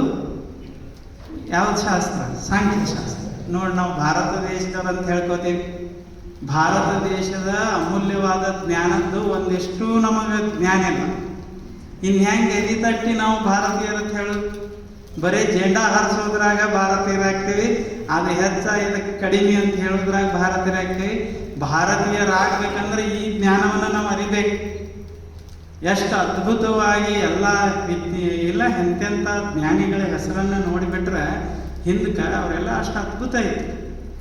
ಇದನ್ನೆಲ್ಲ ನಾವು ಸಣ್ಣವರಿಂದ ಮಕ್ಕಳಿಗೆ ಕಲಿಯುವಂಗೆ ಏನಾರ ಒಂದು ವ್ಯವಸ್ಥೆ ಮಾಡದೆ ಹೋದೇವಿ ಅಂದ್ರೆ ನಾವು ಭಾರತೀಯರಂತ ಹೇಳ್ಕೊಳ್ಳಿಕ್ಕೆ ಆಗೋದಿಲ್ಲ. ಅದೇ ಮತ್ತು ನೀವು ವೇದಾಂತ ಕಡೆ ಬಂದ್ರೆ ಅಲ್ಲಿ ಮತ್ತು ಕೆಲವು ಬೇರೆ ಬೇರೆ ಬರ್ತಾವ. ಹಿಂಗೆ ತತ್ವಶಾಸ್ತ್ರವನ್ನು ಅರ್ತೇವಿ ಅಂದ್ರೆ ನಮ್ಗೇನು ಗೊತ್ತಾಗ್ತದೆ? ನಾನು ಯಾರು ಅನ್ನೋದನ್ನು ಸರಿಯಾಗಿ ತಿಳ್ಕೊಳ್ಳಿಕ್ಕೆ ನಮಗೆ ಬರ್ತದೆ. ಏನನ್ನ ಅರ್ಥ? ತತ್ವಶಾಸ್ತ್ರ. ಇಲ್ಲ ಅಂದ್ರೆ ಅವರೊಂದು ಹೇಳ್ತಾರ, ಅದು ಸರಿ ಅನ್ನಿಸ್ತದೆ, ಇವರೊಂದು ಹೇಳ್ತಾರ, ಇದು ಸರಿ ಅನ್ನಿಸ್ತದೆ. ಮಾತಿನ ಗದ್ದಲದಾಗ ಸಿಕ್ಕೊಳ್ಳೋಕೆ ಶುರು ಮಾಡ್ತೀವಿ. ಆಮೇಲೆ ನಿಜವಾಗಲೂ ನಾವು ಮಾಡಬೇಕಾಗಿದ್ದು ಏನದ? ಎಲ್ಲಿ ಹೋಗಿ ಮುಟ್ಟಬೇಕಾಗಿದೆ? ಇದನ್ನು ಸರಿಯಾಗಿ ಅರ್ಥ ಮಾಡ್ಕೊಂಡು ನಾವು ಹೋದ್ರೆ ಸರಿಯಾಗಿ ಹೋಗ್ತೀವಿ. ಇವ ಏನಿಲ್ಲ, ಬರಾಬರ ಚೀಲ್ನ್ಯಾಗ ಎಲ್ಲ ಡ್ರೆಸ್ ಅದು ಹಾಕೊಂಡ ಬಸ್ ಸ್ಟ್ಯಾಂಡ್ಗೆ ಹೋದ, ಎಲ್ಲಿ ಹೋಗ್ಬೇಕಂತ ಗೊತ್ತಿಲ್ಲ. ಹೋಗವ ಎಲ್ಲಿ ಹೋಗ್ಬೇಕಂತ ಗೊತ್ತಿಲ್ಲಾರ್ದ ಬಸ್ ಸ್ಟ್ಯಾಂಡ್ನಾಗ ಹೋದ್ರೆ ಭ್ರಮೆ ಆಗಕ್ಕೆ ಶುರು ಆಗ್ತದೆ. ಯಾಕೆ? ಒಂದೇ ಬಸ್ ಇರ್ತದೆ ಏನಲ್ಲಿ, ಅಲ್ಲಿ ಒಂದು ಈ ಕಡೆ ಹೋಗಿರ್ತಾವ, ಒಂದು ಈ ಕಡೆ ಹೋಗಿರ್ತಾವ. ಹಿಂಗೆ ಹತ್ತಬೇಕಂದ ಮತ್ತೊಬ್ಬ ಬಂದು ಹೇಳಿದ, ಇದನ್ನ ಹತ್ತಬೇಡವ, ಅದು ಹತ್ತಿದ್ರೆ ಚಲೋ ಆಗ್ತದ ಅಂದ. ಇಳಿದ ಆ ಕಡೆ ಹೋದ, ಅದನ್ನು ಹೇಳೋದ್ರಾಗ ಇನ್ನೊಂದು ಹೋದ. ಹಿಂಗೆ ಮಾಡೋದ್ರಾಗ ರಾತ್ರಿ ಆಯ್ತು, ಬಸ್ಗಳು ಎಲ್ಲ ಹೋಗೇ ಬಿಟ್ಟಿದ್ವು. ಹಂಗೆ ಎಲ್ಲಿ ಹೋಗಲಾರ್ದ ಉಳಿದು ಬಿಡ್ತೇವೆ ನಾವು ಮುಖ್ಯವಾಗಿ ಆಧ್ಯಾತ್ಮಿಕ ಚಿಂತನೆಯಲ್ಲಿ ತತ್ವಶಾಸ್ತ್ರವನ್ನು ಸ್ವಲ್ಪ ಸರಿಯಾಗಿ ಅರ್ಥ ಮಾಡ್ಕೋಬೇಕು. ಅದನ್ನು ನಾವು ಸರಿಯಾಗಿ ತಿಳ್ಕೋಬೇಕು. ಈ ವಚನ ಹೆಂಗೆ ಮಾಡ್ತದೆ ನೋಡ್ರಿ. ವಿಶೇಷವಾಗಿ ಈಗ ಒಂದೊಂದು ತತ್ವಶಾಸ್ತ್ರವನ್ನು ನೀವು ಅರಿಬೇಕು ಅಥವಾ ಒಂದೊಂದು ಆಧ್ಯಾತ್ಮಿಕ ಶಾಸ್ತ್ರವನ್ನು ನೀವು ಅರಿಬೇಕಾದ್ರೆ ಸುಮಾರು ಇಷ್ಟು ಪುಸ್ತಕ ಓದ್ಬೇಕು. ನೀವು ಓದಬೇಕಾ ಇಲ್ಲ? ಈಗ ಭಗವದ್ಗೀತೆಯನ್ನು ಅರ್ಥ ಮಾಡ್ಕೋಬೇಕಂದ್ರೆ 18 ಅಧ್ಯಾಯಗಳನ್ನು ನೀವು ಓದಿ. ಬಹಳ ಅದ್ಭುತವಾದಂಥದ್ದು. ನಮ್ಮ ಭಾರತ ದೇಶದ ಅತ್ಯಂತ ಅದ್ಭುತವಾದಂಥ ಗ್ರಂಥ ಯಾವುದಾದ್ರೂ ಇದ್ದರೆ ಅದು ಭಗವದ್ಗೀತೆ. ಬಹಳ ವಿಶೇಷ. ನೀವು ಪೂರ್ತಿ ಓದಬೇಕೆಲ್ಲರೂ ಅದನ್ನು. 18 ಉಪಾಯಗಳನ್ನು ಅದ್ರಾಗ ಕೊಟ್ಟಾರೆ. ಕಮತೇಶ್ವರ ಇಲ್ಲಿ ಬರೇ ಒಂದೇ ಒಂದು ವಚನ ಓದೋದ್ರಿಂದ ಹೆಂಗೆ ನಮಗೆ ತಾತ್ವಿಕ ಹಿನ್ನೆಲೆ ಸಿಗ್ತದೆ, ವಚನಗಳನ್ನು ನಾವು ಹೆಂಗೆ ಓದಬೇಕು, ಯಾವ ರೀತಿ ವಚನಗಳನ್ನು ಸ್ವೀಕಾರ ಮಾಡಬೇಕು ಅನ್ನೋದನ್ನು ನೀವು ಹೆಂಗೆ ಕಲಿಬೇಕಂದ್ರೆ, ಈಗ ಒಂದು ಅಲ್ಲಮರದ ಒಂದು ವಚನ ತಗೊಂಡೆ. ಏನು ಹೇಳಿದ್ರು ಅವರು? ಹಾಳೂರೊಳಗೊಂದು ಮನೆಯ ಕಟ್ಟಿ ಬದುಕಿಹೆ ಎಂದು ಹೋದಡೆ, ಕಾಳೋರಗ ಬಂದು ಕಡೆಯಿತ್ತು ನೋಡ. ಇಷ್ಟು 2 ಸಾಲಿ. ಆಮೇಲೆ ಕೇರಿ ಕೇರಿಗಳೆಲ್ಲ ಸುತ್ತುತ್ತಿಹವು ಮಾರಿಯ ತೋರಿದ ಮದಗಜಂಗಳು. ಇದು ಜೀವನ ಪರಿಸ್ಥಿತಿಯನ್ನು ಹೇಳ್ತದೆ. ಇದು ಜಗತ್ತನ್ನು ವರ್ಣಿಸ್ತದೆ. ಜಗತ್ತಿನಲ್ಲಿ ಜೀವನ ಪರಿಸ್ಥಿತಿ ಹೆಂಗಾಗ್ಯದ ಅನ್ನೋದು ಇದೇ ಒಂದು ವಚನದಾಗ ಅವರು ಹೇಳ್ತಾರೆ. ಇಲ್ಲಿ ನೋಡ್ರಿ, ಹಾಳೂರೊಳಗೊಂದು ಮನೆಯ ಕಟ್ಟಿ. ಹಾಳೂರು ಅಂದ್ರೆ ಏನು? ಹಾಳಾದ ಊರು. ಅದು ಒಂದು ಇದು, ಅದು ರೂಪಕ. ರೂಪಕ ಅಂದ್ರೆ ಗೊತ್ತಾಗ್ತದೆ, ಮೆಟಾಫರ್. ಈಗ ರೂಪಕ ಕೊಟ್ಟ ಹೇಳಿದ್ರೆ ಭಾಳ ಚಂದ ನೆನಪಾಗ್ತಿರ್ತದೆ. ಈ ಜಗತ್ತು ಹೆಂಗದಪ್ಪ, ನಮ್ಮ ಸುತ್ತಮುತ್ತ ಕಾಣುವ ಜಗತ್ತ ಅದು ಏನಿದ್ದಂಗೆ ಅದಂದ್ರೆ ಹಾಳೂರು ಗತ್ಲೆ ಅದ. ಹಾಳೂರು ಅಂದ್ರೆ ಹೆಂಗೆ? ಚಲೋ ಊರು ಕಟ್ಟಿರ್ತಾರೆ, ಅದು ಮುಂದೊಂದಿನ ಹೆಂಗಾಗ್ತದೆ? ಹಾಳಾಗಿ ಹೋಗ್ತದೆ. ಅದರ ಅರ್ಥ ಹಾಳೂರು ಅಂದ್ರೆ ನಶ್ವರವಾದಂಥದ್ದು ಇದು ಜಗತ್ತ ಅಂತ ಹೇಳಿದ. ನಶ್ವರದೊಳಗೆ 2 ಪ್ರಕಾರದಾವ. ಮತ್ತು ಸ್ವಲ್ಪ ತಾತ್ವಿಕದ ಮತ್ತು ನೀತಿ ಬರ್ತಂದ್ರೆ ಗೊತ್ತಿಲ್ಲ, ನೋಡ್ರಿ. ಮತ್ತೊಮ್ಮೆ ನಿಮ್ಮ ಮೇಲಿನ ಮೇಲೆ ನಾನು ನೆನಪು ಮಾಡ್ತಿರ್ತೀನಿ. ಪ್ರವಚನ ಅಲ್ಲ ಇದು, ಅದಕ್ಕೆ ನಾ ಹೇಳಿರ್ತೀನಿ 10 ಮಂದಿ ಕೂಡ್ರಿ, ಕರೆ ತಾತ್ವಿಕ ಚಿಂತನೆ ಇಚ್ಛೆ ಉಳ್ಳವ್ರು ಕೂಡ್ರಿ. ಇಲ್ಲಿ ಎಂಟರ್ಟೈನ್ಮೆಂಟ್ ಮಾಡೋಕ್ಕಲ್ಲೇದು, ಸ್ವಲ್ಪ ಗಂಭೀರವಾಗಿ ಚಿಂತನೆ ಮಾಡೋಕ್ಕೆ. ಹಾಳೂರು ಅಂತ ನಶ್ವರವಾದಂಥದ್ದು ಇದು ಜಗತ್ತು. ನಶ್ವರ ಅಂದರೆ 2 ಪ್ರಕಾರ. ಒಂದಂದರೆ ಏನೂ ಇಲ್ಲವೇ ಇಲ್ಲ ಅಂತ ಹೇಳೋದು. 2ನೇದು ಐತಿ, ಆದರೆ ಸ್ಥಿರವಾಗಿರೋದಿಲ್ಲ, ಬದಲಾಕೋತಿರ್ತದೆ. ಶರಣರ ದೃಷ್ಟಿಯಲ್ಲಿ ಜಗತ್ತು ನಶ್ವರ ಹೆಂಗಂದ್ರೆ ಇದು ಕ್ಷಣ ಕ್ಷಣವೂ ಬದಲಾಗುವಂಥ ಜಗತ್ತು. ಇದು 2 ರೀತಿಯಿಂದ ಬದಲಾಗ್ತದ ಅಂತ ತತ್ವಶಾಸ್ತ್ರಗಳು. ಎಷ್ಟು ರೀತಿಯಿಂದ? 2 ರೀತಿಯಿಂದ. ಹೆಂಗದ? ಸುಮ್ಮನೆ ನೀವು ಜಗತ್ತನ್ನು ನೋಡ್ರಿ, ನೀವೆಲ್ಲ ದಿನ ನೋಡಿರ್ತೀರಿ, ಆದ್ರೆ ಆ ದೃಷ್ಟಿಯಿಂದ ವಿಚಾರ ಭಾಳ ಮಾಡೋದಿಲ್ಲ ನಾವು. 2 ರೀತಿಯಿಂದ. ಒಂದು ಕಾಲದ ದೃಷ್ಟಿಯಿಂದ ಬದಲಾಗ್ತದೆ, ಇನ್ನೊಂದು ಸ್ಥಾನದ ದೃಷ್ಟಿಯಿಂದ ಈ ಜಗತ್ತು ನಿರಂತರ ಬದಲಾಗ್ಕೋತದ. ಸ್ವಲ್ಪ ಲಕ್ಷ್ಯ ಕೊಟ್ಟು ನೋಡ್ರಿ. ಕಾಲದ ದೃಷ್ಟಿಯಿಂದ ಬದಲಾತಂದ್ರೆ ಇದು ಏನಾಗ್ತದ? ಅವಸ್ಥಾಂತರ ಆಕೋತ ಹೋಗ್ತದೆ. ಕಾಲದ ದೃಷ್ಟಿಯಿಂದ ಬದಲಾತಂದ್ರೆ. ಸ್ಥಾನದ ದೃಷ್ಟಿಯಿಂದ ಬದಲಾತಂದ್ರೆ ಸ್ಥಾನಾಂತರ ಆಕೋತ ಹೋಗ್ತದೆ. ಇದು ಈ ಜಗತ್ತಿನಾಗ ಯಾವಾಗಲೂ ನಡೆದದ. ಇಲ್ಲಿ ಸಣ್ಣ ಎಲೆಕ್ಟ್ರಾನ್ಸ್ ಹಿಡ್ಕೊಂಡು, ಯಾವುದು ಕಣ್ಣಿಗೆ ಕಾಣಿಸೋದಿಲ್ಲ ಅಂತ ಸಣ್ಣ ಎಲೆಕ್ಟ್ರಾನ್ಸ್ ಹಿಡ್ಕೊಂಡು ಸೆಲೆಸ್ಟಿಯಲ್ ಬಾಡೀಸ್ ಏನು ಸೂರ್ಯ ನಕ್ಷತ್ರಗಳದಾವ, ಅಲ್ಲಿವರೆಗೆ ನಾವು ನೋಡಿದ್ರು ಎಲ್ಲ ವಸ್ತುಗಳು ಸ್ಥಾನದ ದೃಷ್ಟಿಯಿಂದ ಚಲಿಸ್ಲಾಕತ್ತವ, ಕಾಲದ ದೃಷ್ಟಿಯಿಂದ ಚಲಿಸಾಕತ್ತವ. ಯಾವುದು ಸ್ಥಿರವಾಗಿಲ್ಲ. ಈಗ ನಾವಿಲ್ಲಿ ಕೂತೇವಿ, ನಮಗೇನು ಅನ್ಸಾಕತ್ತದ? ಈಗ ಸ್ಥಿರವಾಗಿ ಅದೇವಿ ಅಂತ ನಾವು ಅಂತೇವಿ, ಆದ್ರೆ ನಾವು ಯಾರೂ ಸ್ಥಿರವಾಗಿಲ್ಲ. ಲಕ್ಷ ಲಕ್ಷ ಕಿಲೋಮೀಟರ್ ಸ್ಪೀಡ್ನಾಗ ಚಲಿಸಾಕತ್ತೇವಿ ನಾವು. ಭೂಮಿ ಚಲಿಸಾಕತ್ತಿಲ್ಲ. ಈಗ ಒಂದು ಬಸ್ನ್ಯಾಗ ಕೂತೀರಂದ್ರೆ ಬಸ್ ಎಷ್ಟು ವೇಗದಾಗ ಹೊಂಟದ ಅಷ್ಟು ವೇಗನಾಗ ನಾವು ಹೊಂಟಂಗ. ಭೂಮಿ ಒಂದು ಕ್ಷಣನೂ ನಿಲ್ಲಾರ್ದ ಚಲಿಸಾಕತ್ತದ. ಇಲ್ಲಿ ಅಟಮ್ಸ್ಗಳು ನಿಲ್ಲಾರ್ದ ಚಲಿಸಾಕತ್ತಾವ, ಗ್ರಹಗಳು ನಿಲ್ಲಾರ್ದ ಚಲಿಸಾಕತ್ತಾವ. ಅಂದ್ರೆ ಚಲನೆ ಇದರ ನಿಯಮ. ಆದ್ದರಿಂದ ಯಾವುದೂ ಖಾಯಂ ಇರ್ತದಂತ ಈ ಜಗತ್ತಿನಾಗ ಇಲ್ಲ. ಹಾಳೂರಾಯರು ಹಿಂಗೆ ಕಾಲದ ದೃಷ್ಟಿಯಿಂದ ತೊಟ್ಟಲ್ದಾಗ ಬಂದಿರ್ತೇವಿ, ಮತ್ತು ಹಿಂಗೆ ಶುರುವಾಗೋದ್ರಾಗ ಬಾಲ್ಯಕ್ಕೆ ಬರ್ತೇವಿ, ಒಂದೀಟ್ ಶುರುವಾಗೋದ್ರಾಗ ಯೌವನಕ್ಕೆ ಬರ್ತೇವಿ, ಮತ್ತೊಂದಿಟ್ಟು ಕಾಲು ಚಲಿಸ್ತಂದ್ರೆ ವೃದ್ಧಾಪ್ಯಕ್ಕೆ ಬಂದಿರ್ತೇವಿ, ಇನ್ನೊಂದಿಟ್ಟು ಕಾಲು ಚಲಿಸೋದ್ರಾಗ ಹೋಗೇ ಬಿಟ್ಟಿರ್ತೀವಿ. ಯಾರಾಗ ಒಬ್ಬರೇ ಖಾಯಂ ಅದಾರೇನು ಈ ಜಗತ್ತಿನಾಗ. ಆದ್ರೆ ನಾವೇನು ಮಾಡಕ್ಕೆ ಶುರು ಮಾಡ್ತೇವೆ ಅಂದ್ರೆ ಕ್ಷಣಿಕವಾದ ಈ ಜಗತ್ತಿನಾಗ ನಮ್ಗೇನು ಒಂದು ಟೈಮ್ ಸಿಕ್ಕದ. ಬುದ್ಧ ಹೇಳ್ತಾನೆ, ನಮ್ಮ ಆಯುಷ್ಯ ಎಷ್ಟಂದ್ರೆ ಒಂದು ಉಸಿರ. ತಗೊಂಡು ಉಸಿರ ಬಿಟ್ಟಿವಿ ಅಂದ್ರೆ ಹೊಳೆ ತಗೋತೀವಿ ಅಂತ ಹೇಳಕ್ಕೆ ಬರೋದಿಲ್ಲ. ನಾವಂತೇವೆ 100 ವರ್ಷ ಬದುಕ್ತೇವೆ, 70 ವರ್ಷ ಬದುಕ್ತೇವೆ, 80 ವರ್ಷ ಬದುಕ್ತೇವೆ. ಒಮ್ಮೆ ಬಿಟ್ಟೇವಿ ಅಂದ್ರೆ ಉಸಿರ ಹೊಳ್ಳಿ ತಗೋತೇವಿ ಅಂತ ಹೇಳಕ್ಕೆ ಬರ್ತದೆ. ನಮ್ಮ ಆಯುಷ್ಯ ನಮ್ಮ ಕಡೆ ಇರೋದೆಲ್ಲ ಎಷ್ಟು? ಒಂದೇ ಉಸಿರ. ಆದ್ರೆ ನಾವೇನು ತಿಳ್ಕೊಂಡೇವಿ? ಭಾಳ ದಿವಸ ಬದುಕ್ತೇವಿ ಅಂತ ತಿಳ್ಕೊಂಡೇವಿ. ಹೋದ ಉಸಿರು ಹೋದಂಗೆ ಬಂದು ಉಸಿರು ಬರ್ತದ, ಮುಂದಿನ ಉಸಿರು ಬರ್ತೈತೆ ಇಲ್ಲ ಗ್ಯಾರಂಟಿ ಇಲ್ಲ. ಆದ್ದರಿಂದ ನಮ್ಮ ಬದುಕಿರೋದು ಎಷ್ಟು? ಒಂದೇ ಉಸಿರು. ಆದ್ರೆ ನಾವೇನು ಮಾಡಕ್ಕೆ ಶುರು ಮಾಡೇವಿ? ಇಲ್ಲಿ ಏನರ ಒಂದು ಖಾಯಂ ಉಳಿಸೇ ಬಿಡ್ಬೇಕಂತ ಕನ್ಸೆಪ್ಟ್ನಾಗ ಹೋಗ್ತೇವಲ್ಲ, ಅಂದ್ರೆ ಒಡೆಯರಾಗಕ್ಕೆ ಹೋಗ್ತೇವಲ್ಲ, ಅದು ಸಾಧ್ಯ ಇಲ್ಲ ಈ ಜಗತ್ತಿನಾಗ. ಈಗ ಹಂಪಿ ಹಿಂದೆ ಹೇಳ್ತಿದ್ರು, ಹೆಂಗಿತ್ತಂತ ಹೇಳ್ತಿದ್ರು? ಹಂಪಿ ಬಂಗಾರದ ಹೊಗೆ ಆಡ್ತಿತ್ತು ಅಂತ ಹೇಳ್ತಿದ್ರು. ಹಂಪಿ ಒಳಗೆ ಮುತ್ತು ರತ್ನಗಳನ್ನು ದಾರಿ ಮ್ಯಾಲ ಅಳಿತಿದ್ರು ಅಂತ ಹೇಳ್ತಿದ್ರು, ಸಲಿಗಿಲೆ. ಇವತ್ತು ಹೋದರೆ ಏನದ ಅಂದ್ರೆ ನಾವು ಏನು ಮಾಡಿದ್ರು ಸಹಿತ ಒಂದು ದಿನ ಇದು ಹಾಳೋರಾಗೋದೇ. ಕಲ್ಯಾಣವನ್ನು ಬಸವಣ್ಣವ್ರು ಕಟ್ಟಿದ್ರು, ಇವತ್ತು ಎಲ್ಲಿದೆ ಕಲ್ಯಾಣ? ಅದ ಏನು ಕಲ್ಯಾಣ? ಎಂತೆಂಥ ಲಂಕಾಪಟ್ಟಣ ಭಾಳ ದೊಡ್ಡ ಪಟ್ಟಣ ಇತ್ತಂತ ಹೇಳ್ತಾರೆ, ಈಗ ಎಲ್ಲಿ ಅದ? ಹಂಗೆ ಈ ಜಗತ್ತಿನಾಗ ನಾವು ಏನು ಮಾಡಿದ್ರು ಸಹಿತ ಅದು ಹೆಂಗೆ ಆಗ್ತದ ಅಂತಂದ್ರೆ ಅದಾಗೋದು ಹಾಳೂರೇ. ಇದು ಗೊತ್ತಿರಲಿ ಅಂದ್ರೆ ಇಂಥದ್ದು ಜಗತ್ತ. ಇದರಾಗ ಒಂದು ಮನೆ ಕಟ್ಟಕ್ಕೆ ಹೋದಂತೇವೆ. ಹಾಳೂರೊಳಗೊಂದು ಮನೆಯ ಕಟ್ಟಿ ಬದುಕಿ ಏನೆಂದು ಹೋದಡೆ. ಇದರಾಗ ಮನೆ ಕಟ್ಟಿದವ ಯಾರು? ಜೀವ. ಮನಿ ಅಂದ್ರೆ ಯಾವುದು? ದೇಹ. ಈಗ ಹೆಂಗೆ ಅದಕ್ಕೆ ಅರ್ಥ ಆಗಕ್ಕೆ ಶುರು ಆಗ್ತದೆ ನೋಡ್ರಿ, ಎಷ್ಟು ವಿಶೇಷ. ಅಂದ್ರೆ ಅವ್ರು ಏನು ಹೇಳಿದ್ರು ಇಲ್ಲಿ ತತ್ವಶಾಸ್ತ್ರ ಅಂದ್ರೆ ಜಗತ್ತು ಪರಿವರ್ತನಾಶೀಲ. ಇದರಲ್ಲಿ ದೇಹ ಅನ್ನೋದೇ ಜೀವನ ಮನೆ. ಈ ದೇಹದಲ್ಲಿ ಯಾವಾಗ ಜೀವ ಪ್ರವೇಶಿಸ್ತಾನ, ಇದರ ಮನೆ ಕಟ್ಟಿ ಇನ್ನು ಬದುಕಕ್ಕೆ ಶುರು ಮಾಡ್ತಾನ. ಇಲ್ಲಿ ಪ್ರಪಂಚ ಮಾಡಕ್ಕೆ ಶುರು ಮಾಡ್ತಾನ. ಪ್ರಪಂಚ ಅಂದ್ರೆ ಪ್ರಕರ್ಷೇಣ ಪಂಚಃ ಇತಿ ಪ್ರಪಂಚ. ಇಲ್ಲಿ ರಾಜರೇ ಇರಲಿ, ಸನ್ಯಾಸರೇ ಇರಲಿ, ಗೃಹಸ್ಥರೇ ಇರಲಿ, ಎಲ್ಲರೂ ಮಾಡೋದೇನಂದ್ರೆ ಇದೇ. ಏನು? ನೋಡೋದು, ಕೇಳೋದು, ಮುಟ್ಟೋದು, ತಿನ್ನೋದು, ಒಂದಿಟ್ಟು ವಾಸನೆ ತಗೊಳ್ಳೋದು. ಇದು ಬಿಟ್ಟು ಬೇರೆ ಏನು ಮಾಡ್ತಾರೆ? ನಾನು ರಾಜ ಅದೀನಿ, ಆರ್ಮೇಗೆ ಏನ್ರಿ ಮಾಡ್ತೀನಿ ಅನ್ನಕ್ಕೆ ಬರ್ತದೆ? ಎಲ್ಲರೂ ಮಾಡೋದು 5 ಪಂಚವೇ. ಇದಕ್ಕೆ ಪ್ರಪಂಚ ಅಂತ. ಪ್ರಪಂಚ ಅಂದ್ರೆ ಅರ್ಥ ಆಗ್ತಲ್ಲ. ಪ್ರಪಂಚ ಅಂದ್ರೆ ಬರೀ ಲಗ್ನ ಆಗೋದು ಹಿಂಗಂತಲ್ಲ. ಪ್ರಪಂಚ ಅಂದ್ರೆ ಶಬ್ದ, ಸ್ಪರ್ಶ, ರೂಪ, ರಸ, ಗಂಧ ಇವುಗಳನ್ನು ಅನುಭವಿಸ್ಕೋತಿರೋದೇ ಪ್ರಪಂಚ. ಹೌದು. ಇದರೊಳಗೆ ಮನೆ ಕಟ್ಟಿ ಬದುಕಬೇಕೆಂದು ಹೋದಡೆ ಈ ಪಂಚ ವಿಷಯಗಳನ್ನ ಅನುಭವಿಸ್ಬೇಕಂತ ಹೋದ ಅಲ್ಲಂದ್ರೆ ಹೇಳೋ ರೀತಿ ಹೆಂಗೆ?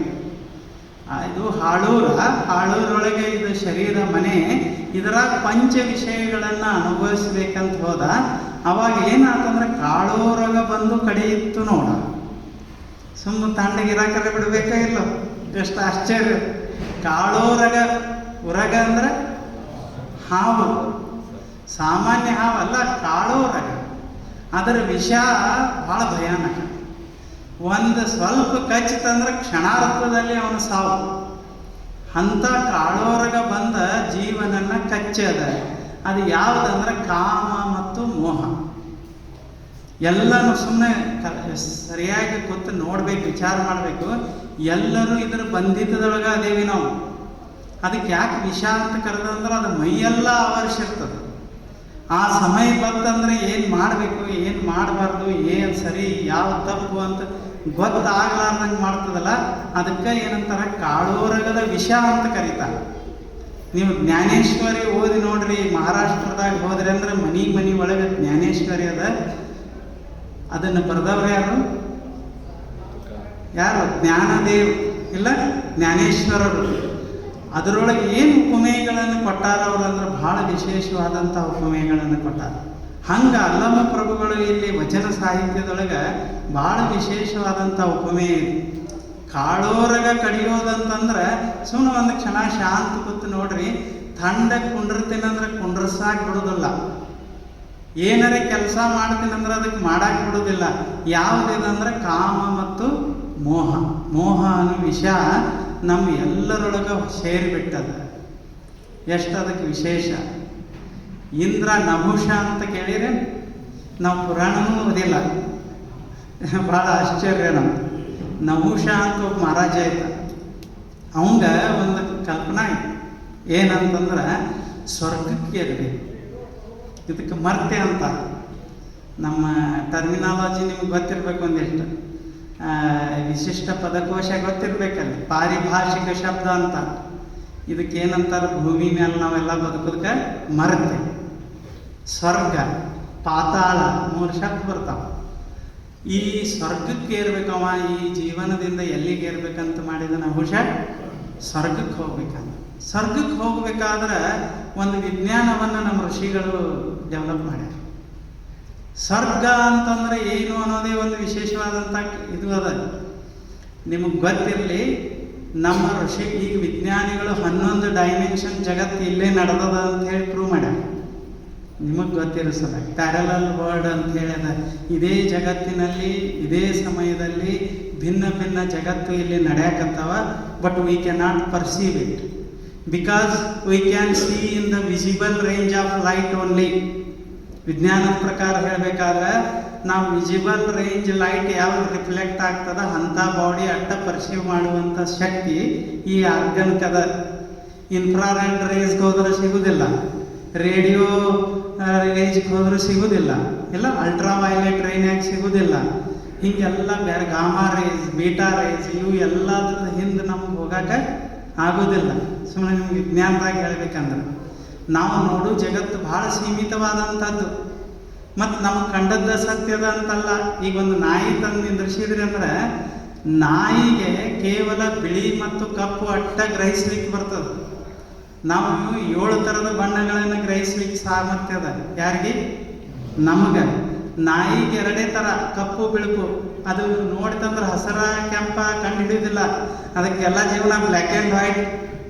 ಏನು ಅದರದ್ದು ಸರಿನೋ ನಮ್ಮದು ಸರಿನೋ ಯಾರ್ದು ಸರಿ? ಬಹಳ ಆಶ್ಚರ್ಯವಾದ ಜಗತ್ತಿದೆ. ಸುಮ್ಮನೆ ನಾವು ಏನು ತಿಳ್ಕೊಂಡ್ಬಿಟ್ಟಿವಿ, ನಮಗೆಲ್ಲ ಗೊತ್ತದ ಅಂತೀವಿ. We are know nothing into this. We are all living in the deep darkness. ಏನು ನಡೆದೈತೆ ಅಂತ ಗೊತ್ತಿಲ್ಲ. ಹಂಗೆ ಸ್ವರ್ಗಕ್ಕೆ ಹೋಗ್ಬೇಕಂತ ಹೇಳಿ, ಸ್ವರ್ಗ ಅಂದ್ರೆ ಹೆಂಗಂದ್ರೆ ಅಲ್ಲಿ ಭೋಗ ಶರೀರ ಇರ್ತದೆ. ಇಲ್ಲಿಗತ್ಲೆ ರೋಗ ಇರೋದಿಲ್ಲ. ನಮ್ಮ ಶಂಭೂರು ಕಟ್ಟಿದಂಗೆ ಹಾಸ್ಪಿಟ್ಲ್ ಕಟ್ಟಬೇಕಂತ ಏನಿಲ್ಲ. ಅಲ್ಲಿನ ಆರಾಮ ಇರ್ತದೆ. ನೀವು ಎಷ್ಟು ವರ್ಷ ಬೇಕೋ ಅಷ್ಟು ಅಕ್ಷಯವಾಗಿ ಬದುಕಲಿಕ್ಕೆ ಬರ್ತದೆ. ಅಂದ್ರೆ ನಮ್ಮ ಪುಣ್ಯ ಎಷ್ಟು ಇರ್ತದೆ ಅಷ್ಟು. ಹಿಂಗೊಂದು ಕನ್ಸೆಪ್ಟ್ ಅದ. ಸುಮ್ಮನೆ ನೀವು ಅದನ್ನು ವಿಜ್ಞಾನ ಓದಿ ನೋಡ್ರಿ. ಐದು ಇಲ್ಲ ಜಗಳಾಡಕ್ಕಲ್ಲಿದ್ದವು. ಸುಮ್ಮನೆ ಹಿಂಗದ. ಗೊತ್ತಿಲ್ಲಾರದ ಬಗ್ಗೆ ಮಾತಾಡಿ ಏನು ಮಾಡೋದು? ಅದು ನಹುಷ ನಾಮ 100 ಯಜ್ಞಗಳನ್ನು ಯಾಗಗಳನ್ನು ಮಾಡಿದ. 100 ಯಾಗಗಳನ್ನು ಮಾಡಿದ್ರೆ ಅವ ಸ್ವರ್ಗಕ್ಕೆ ಹೋಗ್ತಾನಂತಿತ್ತು. ಒಬ್ಬ ಮನುಷ್ಯ ಭಾಳ ಅಂದರೆ 2-3 ಮಾಡ್ಬೋದು ಒಂದು ಜೀವಿತ ಅವಧಿಯಲ್ಲಿ.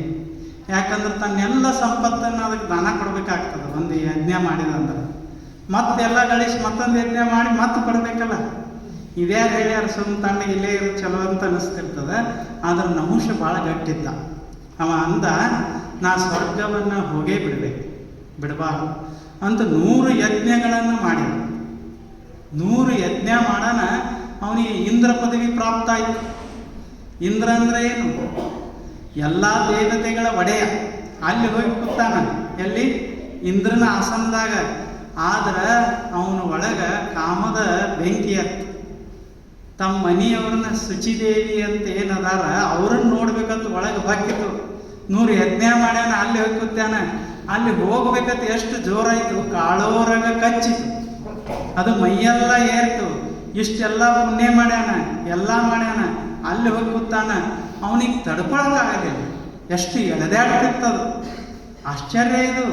ನಮ್ಮನ್ನು ಸ್ವತಂತ್ರವಾಗಿ ಬಿಡುವುದಿಲ್ಲ. ಇವೆಲ್ಲ ಒಳಗೆ ಆಶೆಗಳು, ಆಮಿಷಗಳು, ದ್ವೇಷ, ರೋಷ ಇವೊಂಥರ ವಿಷ ಇದ್ದಂಗೆ. ನಾವಂತೇವೆ ನಮ್ಮ ಮನ್ಸಿಗೆ ಬಂದದ್ದು ನಾವು ಮಾಡ್ತೇವೆ ಅಂತ.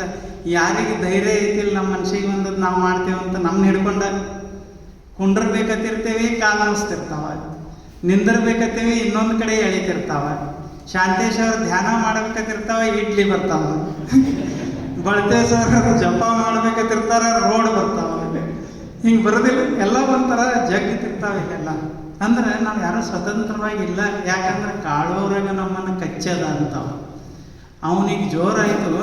ಅವ ಎಲ್ಲಿಗೆ ಹೋದ ಅಂದ್ರೆ ಎಷ್ಟು ವಿಚಾರ ಮಾಡಿದ. 7 ಋಷಿಗಳನ್ನು ಕರೆದ ತನ್ನ ಪಲ್ಲಕ್ಕಿ ಹೊರಕ್ಕೆ. ಅವರು ಋಷಿಗಳು, ಮಹಾಜ್ಞಾನಿಗಳು. ಅವರ ಮುಂದೆ ತಾನು ವಿನಯವಾಗಿರ್ಬೇಕಾಗಿತ್ತು. ಆದ್ರೆ ಅವನ ಕಾಮದೊಳಗೆ ಅವನು ಹೆಂಗೆ ಆಗಿಬಿಟ್ಟಿದ್ದ ಮೋಹದಾಗ ಅಂದ್ರೆ 7 ಋಷಿಗಳನ್ನು ಕರೆದ ನಾನು ಹೊತ್ಕೊಂಡು ನಡ್ರಿ ಅಂತ.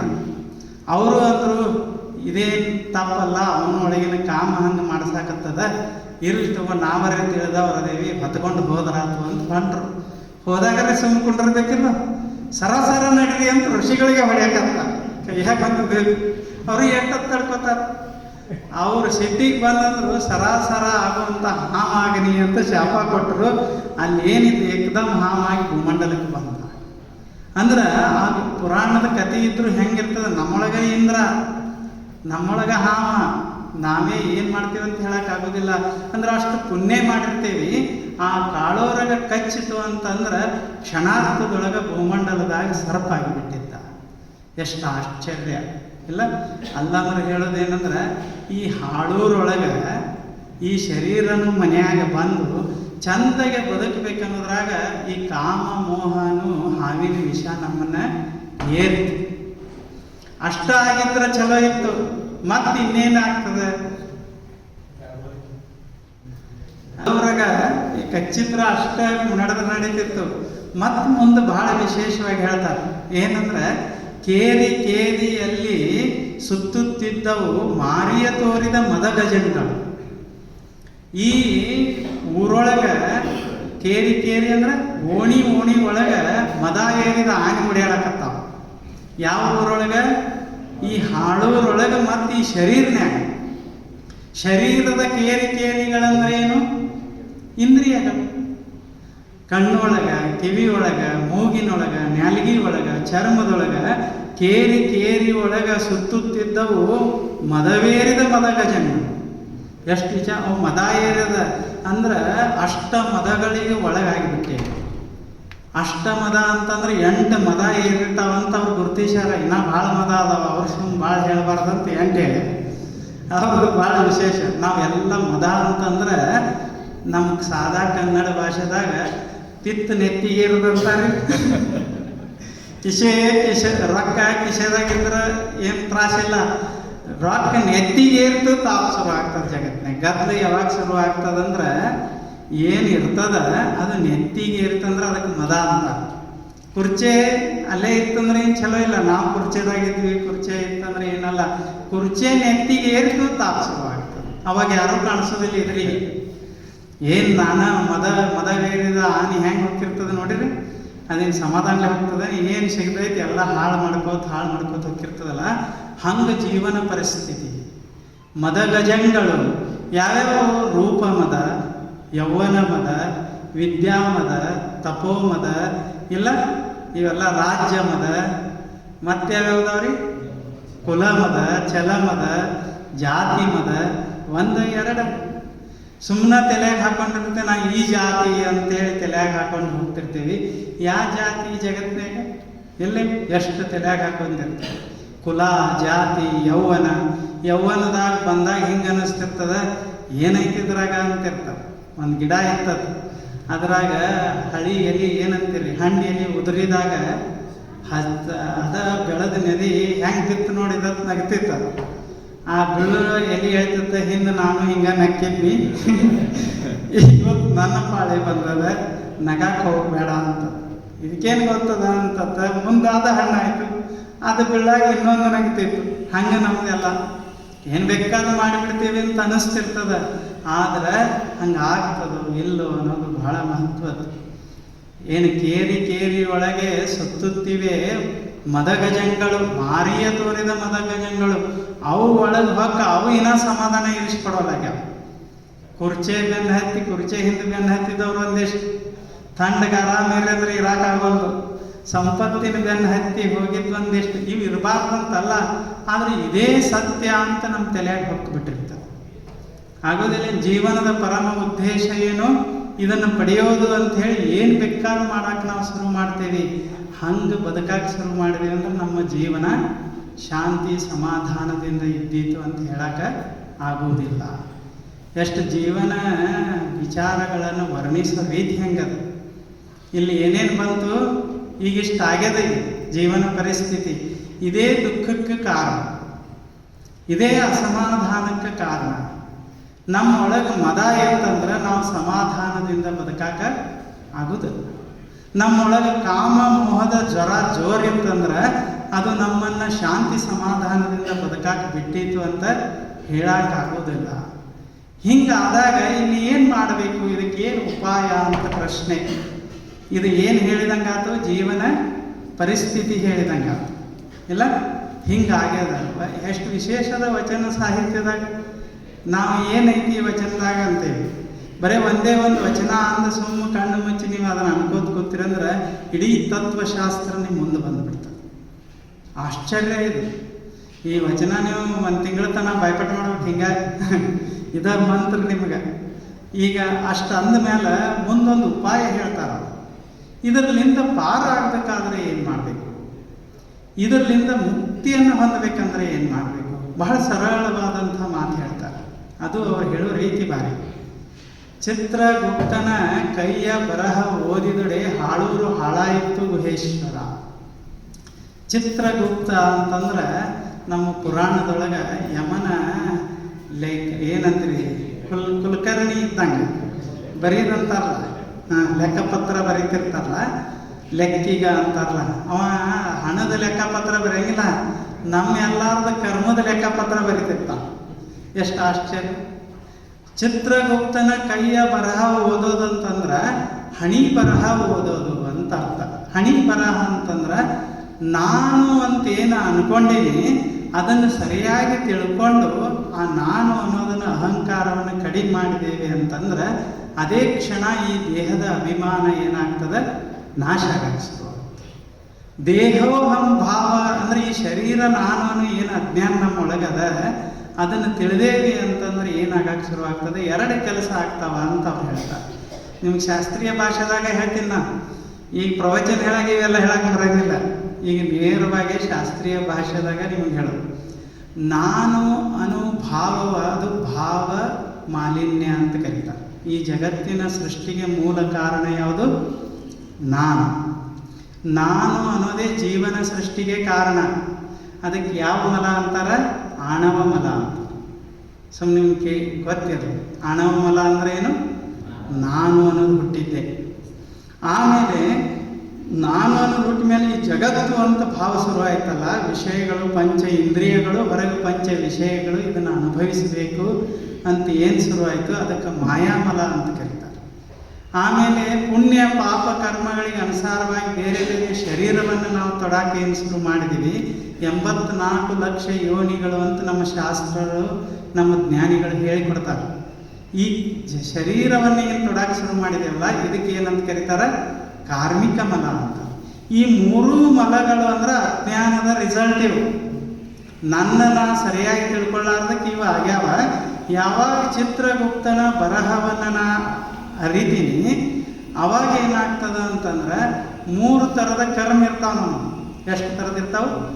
3 ಥರದ ಕರ್ಮ. ಯಾವ್ಯಾವ? ಸಂಚಿತ ಕರ್ಮ, ಪ್ರಾರಬ್ಧ ಕರ್ಮ, ಆಗಾಮಿ ಕರ್ಮ. ಇವು ಚಿತ್ರಗುಪ್ತನ ಬರಹ ಇವು. ಸಂಚಿತ ಕರ್ಮ, ಪ್ರಾರಬ್ಧ ಕರ್ಮ, ಆಗಾಮ ಕರ್ಮ. ಸಂಚಿತ ಕರ್ಮ ಅಂದ್ರೆ ನಾವು ಬಾಳೆ ಮಾಡಿ ಇಟ್ಟಿದ್ದವು. ಈಗ ಹಗೆ ಅಂತ ಇರ್ತಿದ್ದಿಲ್ಲ ಹಿಂದೆ, ಯಾರ್ಯಾರಿಗೆ ಗೊತ್ತದ ಹಗೆ? ಜೋಳ ಅದು ಹಾಕಾಕ್ರಿ. ಅದು ಹಗೆದಾಗ ಭಾಳ ಒಂದು 100 ಚೀಲ ಜೋಳ ಹಾಕಿದ್ರಂದ್ರೆ ಅದು ಸಂಚಿತ ಕರ್ಮ ಇದ್ದಾಗ. ಇನ್ನು ಪ್ರಾರಬ್ಧ ಕರ್ಮ ಅಂತಂದ್ರೆ ಹಗೆದಾಗಿಂದ ಒಂದಿಷ್ಟು ಜೋಳ ಹೊರಗೆ ತಗೊಂಡು ಒಂದ್ಸಲ ಬೀಸ್ಕೊಂಡು ಬಂದು ಈಗ ರೊಟ್ಟಿ ಮಾಡೋಕೆ ಏನು ಬಳಸ್ತೀವಿ ಅದು ಪ್ರಾರಬ್ಧ. ಈಗ ಮಾಡ್ತೀವಿ ಅಂತ ಉಣ್ಣೋದೈತಿ ಈಗ ನಾವು ಅದಕ್ಕೆ ಏನಂತಾರೆ? ಪ್ರಾರಬ್ಧ. ಆಗಾಮಿ ಅಂದ್ರೆ ಮುಂದೆ ಹೊಲದಾಗ ಹೋಗಿ ಬಿತ್ತಿ ಮತ್ತೆ ಕಳಿಸ್ಕೊಂಡು ಬರೋದು, ಮುಂದೆ ಬರೋದು. ಹಿಂಗೆ 3 ಕರ್ಮ ಇರ್ತಾವೆ ನಮಗೆ. ಅದಕ್ಕೆ ಏನಂತ ಕರೀತಾರೆ? ಚಿತ್ರಗುಪ್ತನ ಬರಹ ಅಂತ ಕರೀತಾರೆ. ಅದು ಅಳಿಯೋದು ಎದರಿಂದ ಅಂತಂದ್ರೆ ನಾನು ಅನ್ನೋ ಸ್ಪಷ್ಟ ಜ್ಞಾನ ಆತಂದ್ರೆ, ತನ್ನ ತಾನು ಅರಿತಾರೆ, ಸ್ವರೂಪ ಜ್ಞಾನ, ಆತ್ಮ ಸಾಕ್ಷಾತ್ಕಾರ, ಹಿಂಗೆ ಬೇರೆ ಬೇರೆ ಹೆಸರು ಬಳಸ್ತಾರೆ. ಅದು ಆಯ್ತಂದ್ರೆ ಚಿತ್ರಗುಪ್ತನ ಬರಹ ತಿಳಿದರೆ ಏನಾಗ್ತದೆ? ಹಾಳೂರು ಹಾಳಾಗಿಬಿಡ್ತದೆ. ಅಂದ್ರೆ ಈ ಜಗತ್ತಿನ ಪ್ರತಿ ಇರುವಂಥ ನಮ್ಮ ದೃಷ್ಟಿಕೋನ ಬದಲಾಗ್ತದೆ. ಇಲ್ಲಿ ನಾವು ಹೆಂಗೆ ಬದುಕಕ್ಕೆ ಸಾಧ್ಯ ಆಗ್ತೈತೆ ಅಂದ್ರೆ ಮುಕ್ತನಾಗಿ ಬದುಕಕ್ಕೆ ಬರ್ತದೆ. ಅದಕ್ಕೆ ಜೀವನ್ ಮುಕ್ತ ಅಂತ. ನಮಗೆ ಜ್ಞಾನಿಗಳಿಗಿರುವ ವ್ಯತ್ಯಾಸ ಇಷ್ಟ. ಅವರು ನಾನು ಯಾರು ಅನ್ನೋ ಜ್ಞಾನ ಅವ್ರಿಗದ, ನಾವು ಯಾರು ಅನ್ನೋ ಜ್ಞಾನ ನಾವು ಮರ್ತೇವೆ. ಇಷ್ಟ ವ್ಯತ್ಯಾಸ. ಇದು ಏನಾಗ್ತದೆ? 2 ಥರ ಭಾವನೆ ಹೋಗ್ತದೆ ಅಂತ ಹೇಳಿದ್ವಿ. ಒಂದು ದೇಹ ಭಾವ, ಈ ಶರೀರನ ನಾನು ಅನ್ನೋ ಭಾವ ಅಳಿತದೆ. 2ನೇದು ಜೀವ ನಾನು ಅನ್ನೋ ಭಾವ ಅಳಿತದೆ. ಶರೀರ ನಾನು ಅನ್ನೋ ಭಾವ, ಜೀವ ಭಾವ ಅಳಿತಂದ್ರೆ ಅವನಿಗೆ ಏನಂತ ಕರೀತಾರೆ? ಮುಕ್ತ ಅಂತ ಕರೀತಾರೆ. ಇಷ್ಟು ಒಂದೇ ವಚನದಾಗ ಇಟ್ಟರು. ಇದನ್ನು ನೀವೆಲ್ಲ ಅರಿಬೇಕಾಗಿತ್ತಂದ್ರೆ ಒಂದು ದೊಡ್ಡ ಪುಸ್ತಕ ಯಾವುದಾರೆ ಓದಬೇಕು. ಓದಿದಾಗ ನಿಮ್ಗೆ ಗೊತ್ತಾಗಿರ್ತದೆ ಆದರೆ ಎಷ್ಟು ಚಲೋ ಅದ ವಚನ ಸಾಹಿತ್ಯದಾಗ ಇದು ಒಂದಾಯ್ತು. ಈಗ ಒಮ್ಮೆ ಅಂತೆ ನೀವು ನೆನಪಿಟ್ಕೋರಿ. ಹಾಳೂರೊಳಗೆ ಈಗ ನಿಮ್ಮ ತಲೆಯಾಗ ಚಿತ್ರ ಬರೋಕೆ ಶುರು ಆಗ್ತದೆ. ಮೊದಲು ಗೊತ್ತಾಗಿದ್ದಿಲ್ಲ, ಈಗ ಅಗದಿ ಅನ್ನೋದ್ರಾಗ ನೆನಪು ಶುರು ಆಗ್ತದೆ. ಹಾಳೂರೊಳಗೊಂದು ಮನೆಯ ಕಟ್ಟಿ ಬದುಕಿಹೇನೆಂದು ಹೋದಡೆ. ಅಂದ್ರೆ ಅನಿಶ್ಚಿತವಾದ ನಶ್ವರವಾದ ಜಗತ್ತಿನಲ್ಲಿ ಈ ದೇಹವೆಂಬ ಮನೆಯ ಕಟ್ಟಿ ಜೀವ ಬದುಕ್ತನಂತ ಹೋದ ಮೇಲೆ, ಹೌದಿಲ್ಲ? ಹಾಳೂರಲ್ಲಿ ಮನೆಯ ಕಟ್ಟಿ ಬದುಕಿಯನೆಂದು ಹೋದರೆ ಕಾಳೂರಗ ಬಂದು ಕಡೆಯಿತ್ತಲ್ಲ, ಮೋಹ ಕಾಮನ ವಿಷ ಮೈಯೆಲ್ಲ ಏರ್ತದೆ. ಮುಂದೆ ಹೇಳ್ತಾರೆ, ಕೇರಿ ಕೇರಿಯಲ್ಲಿ ಸುತ್ತುತ್ತಿವೆ ಮಾರಿಯ ತೋರಿದ ಮದಗಜಂಗಳು.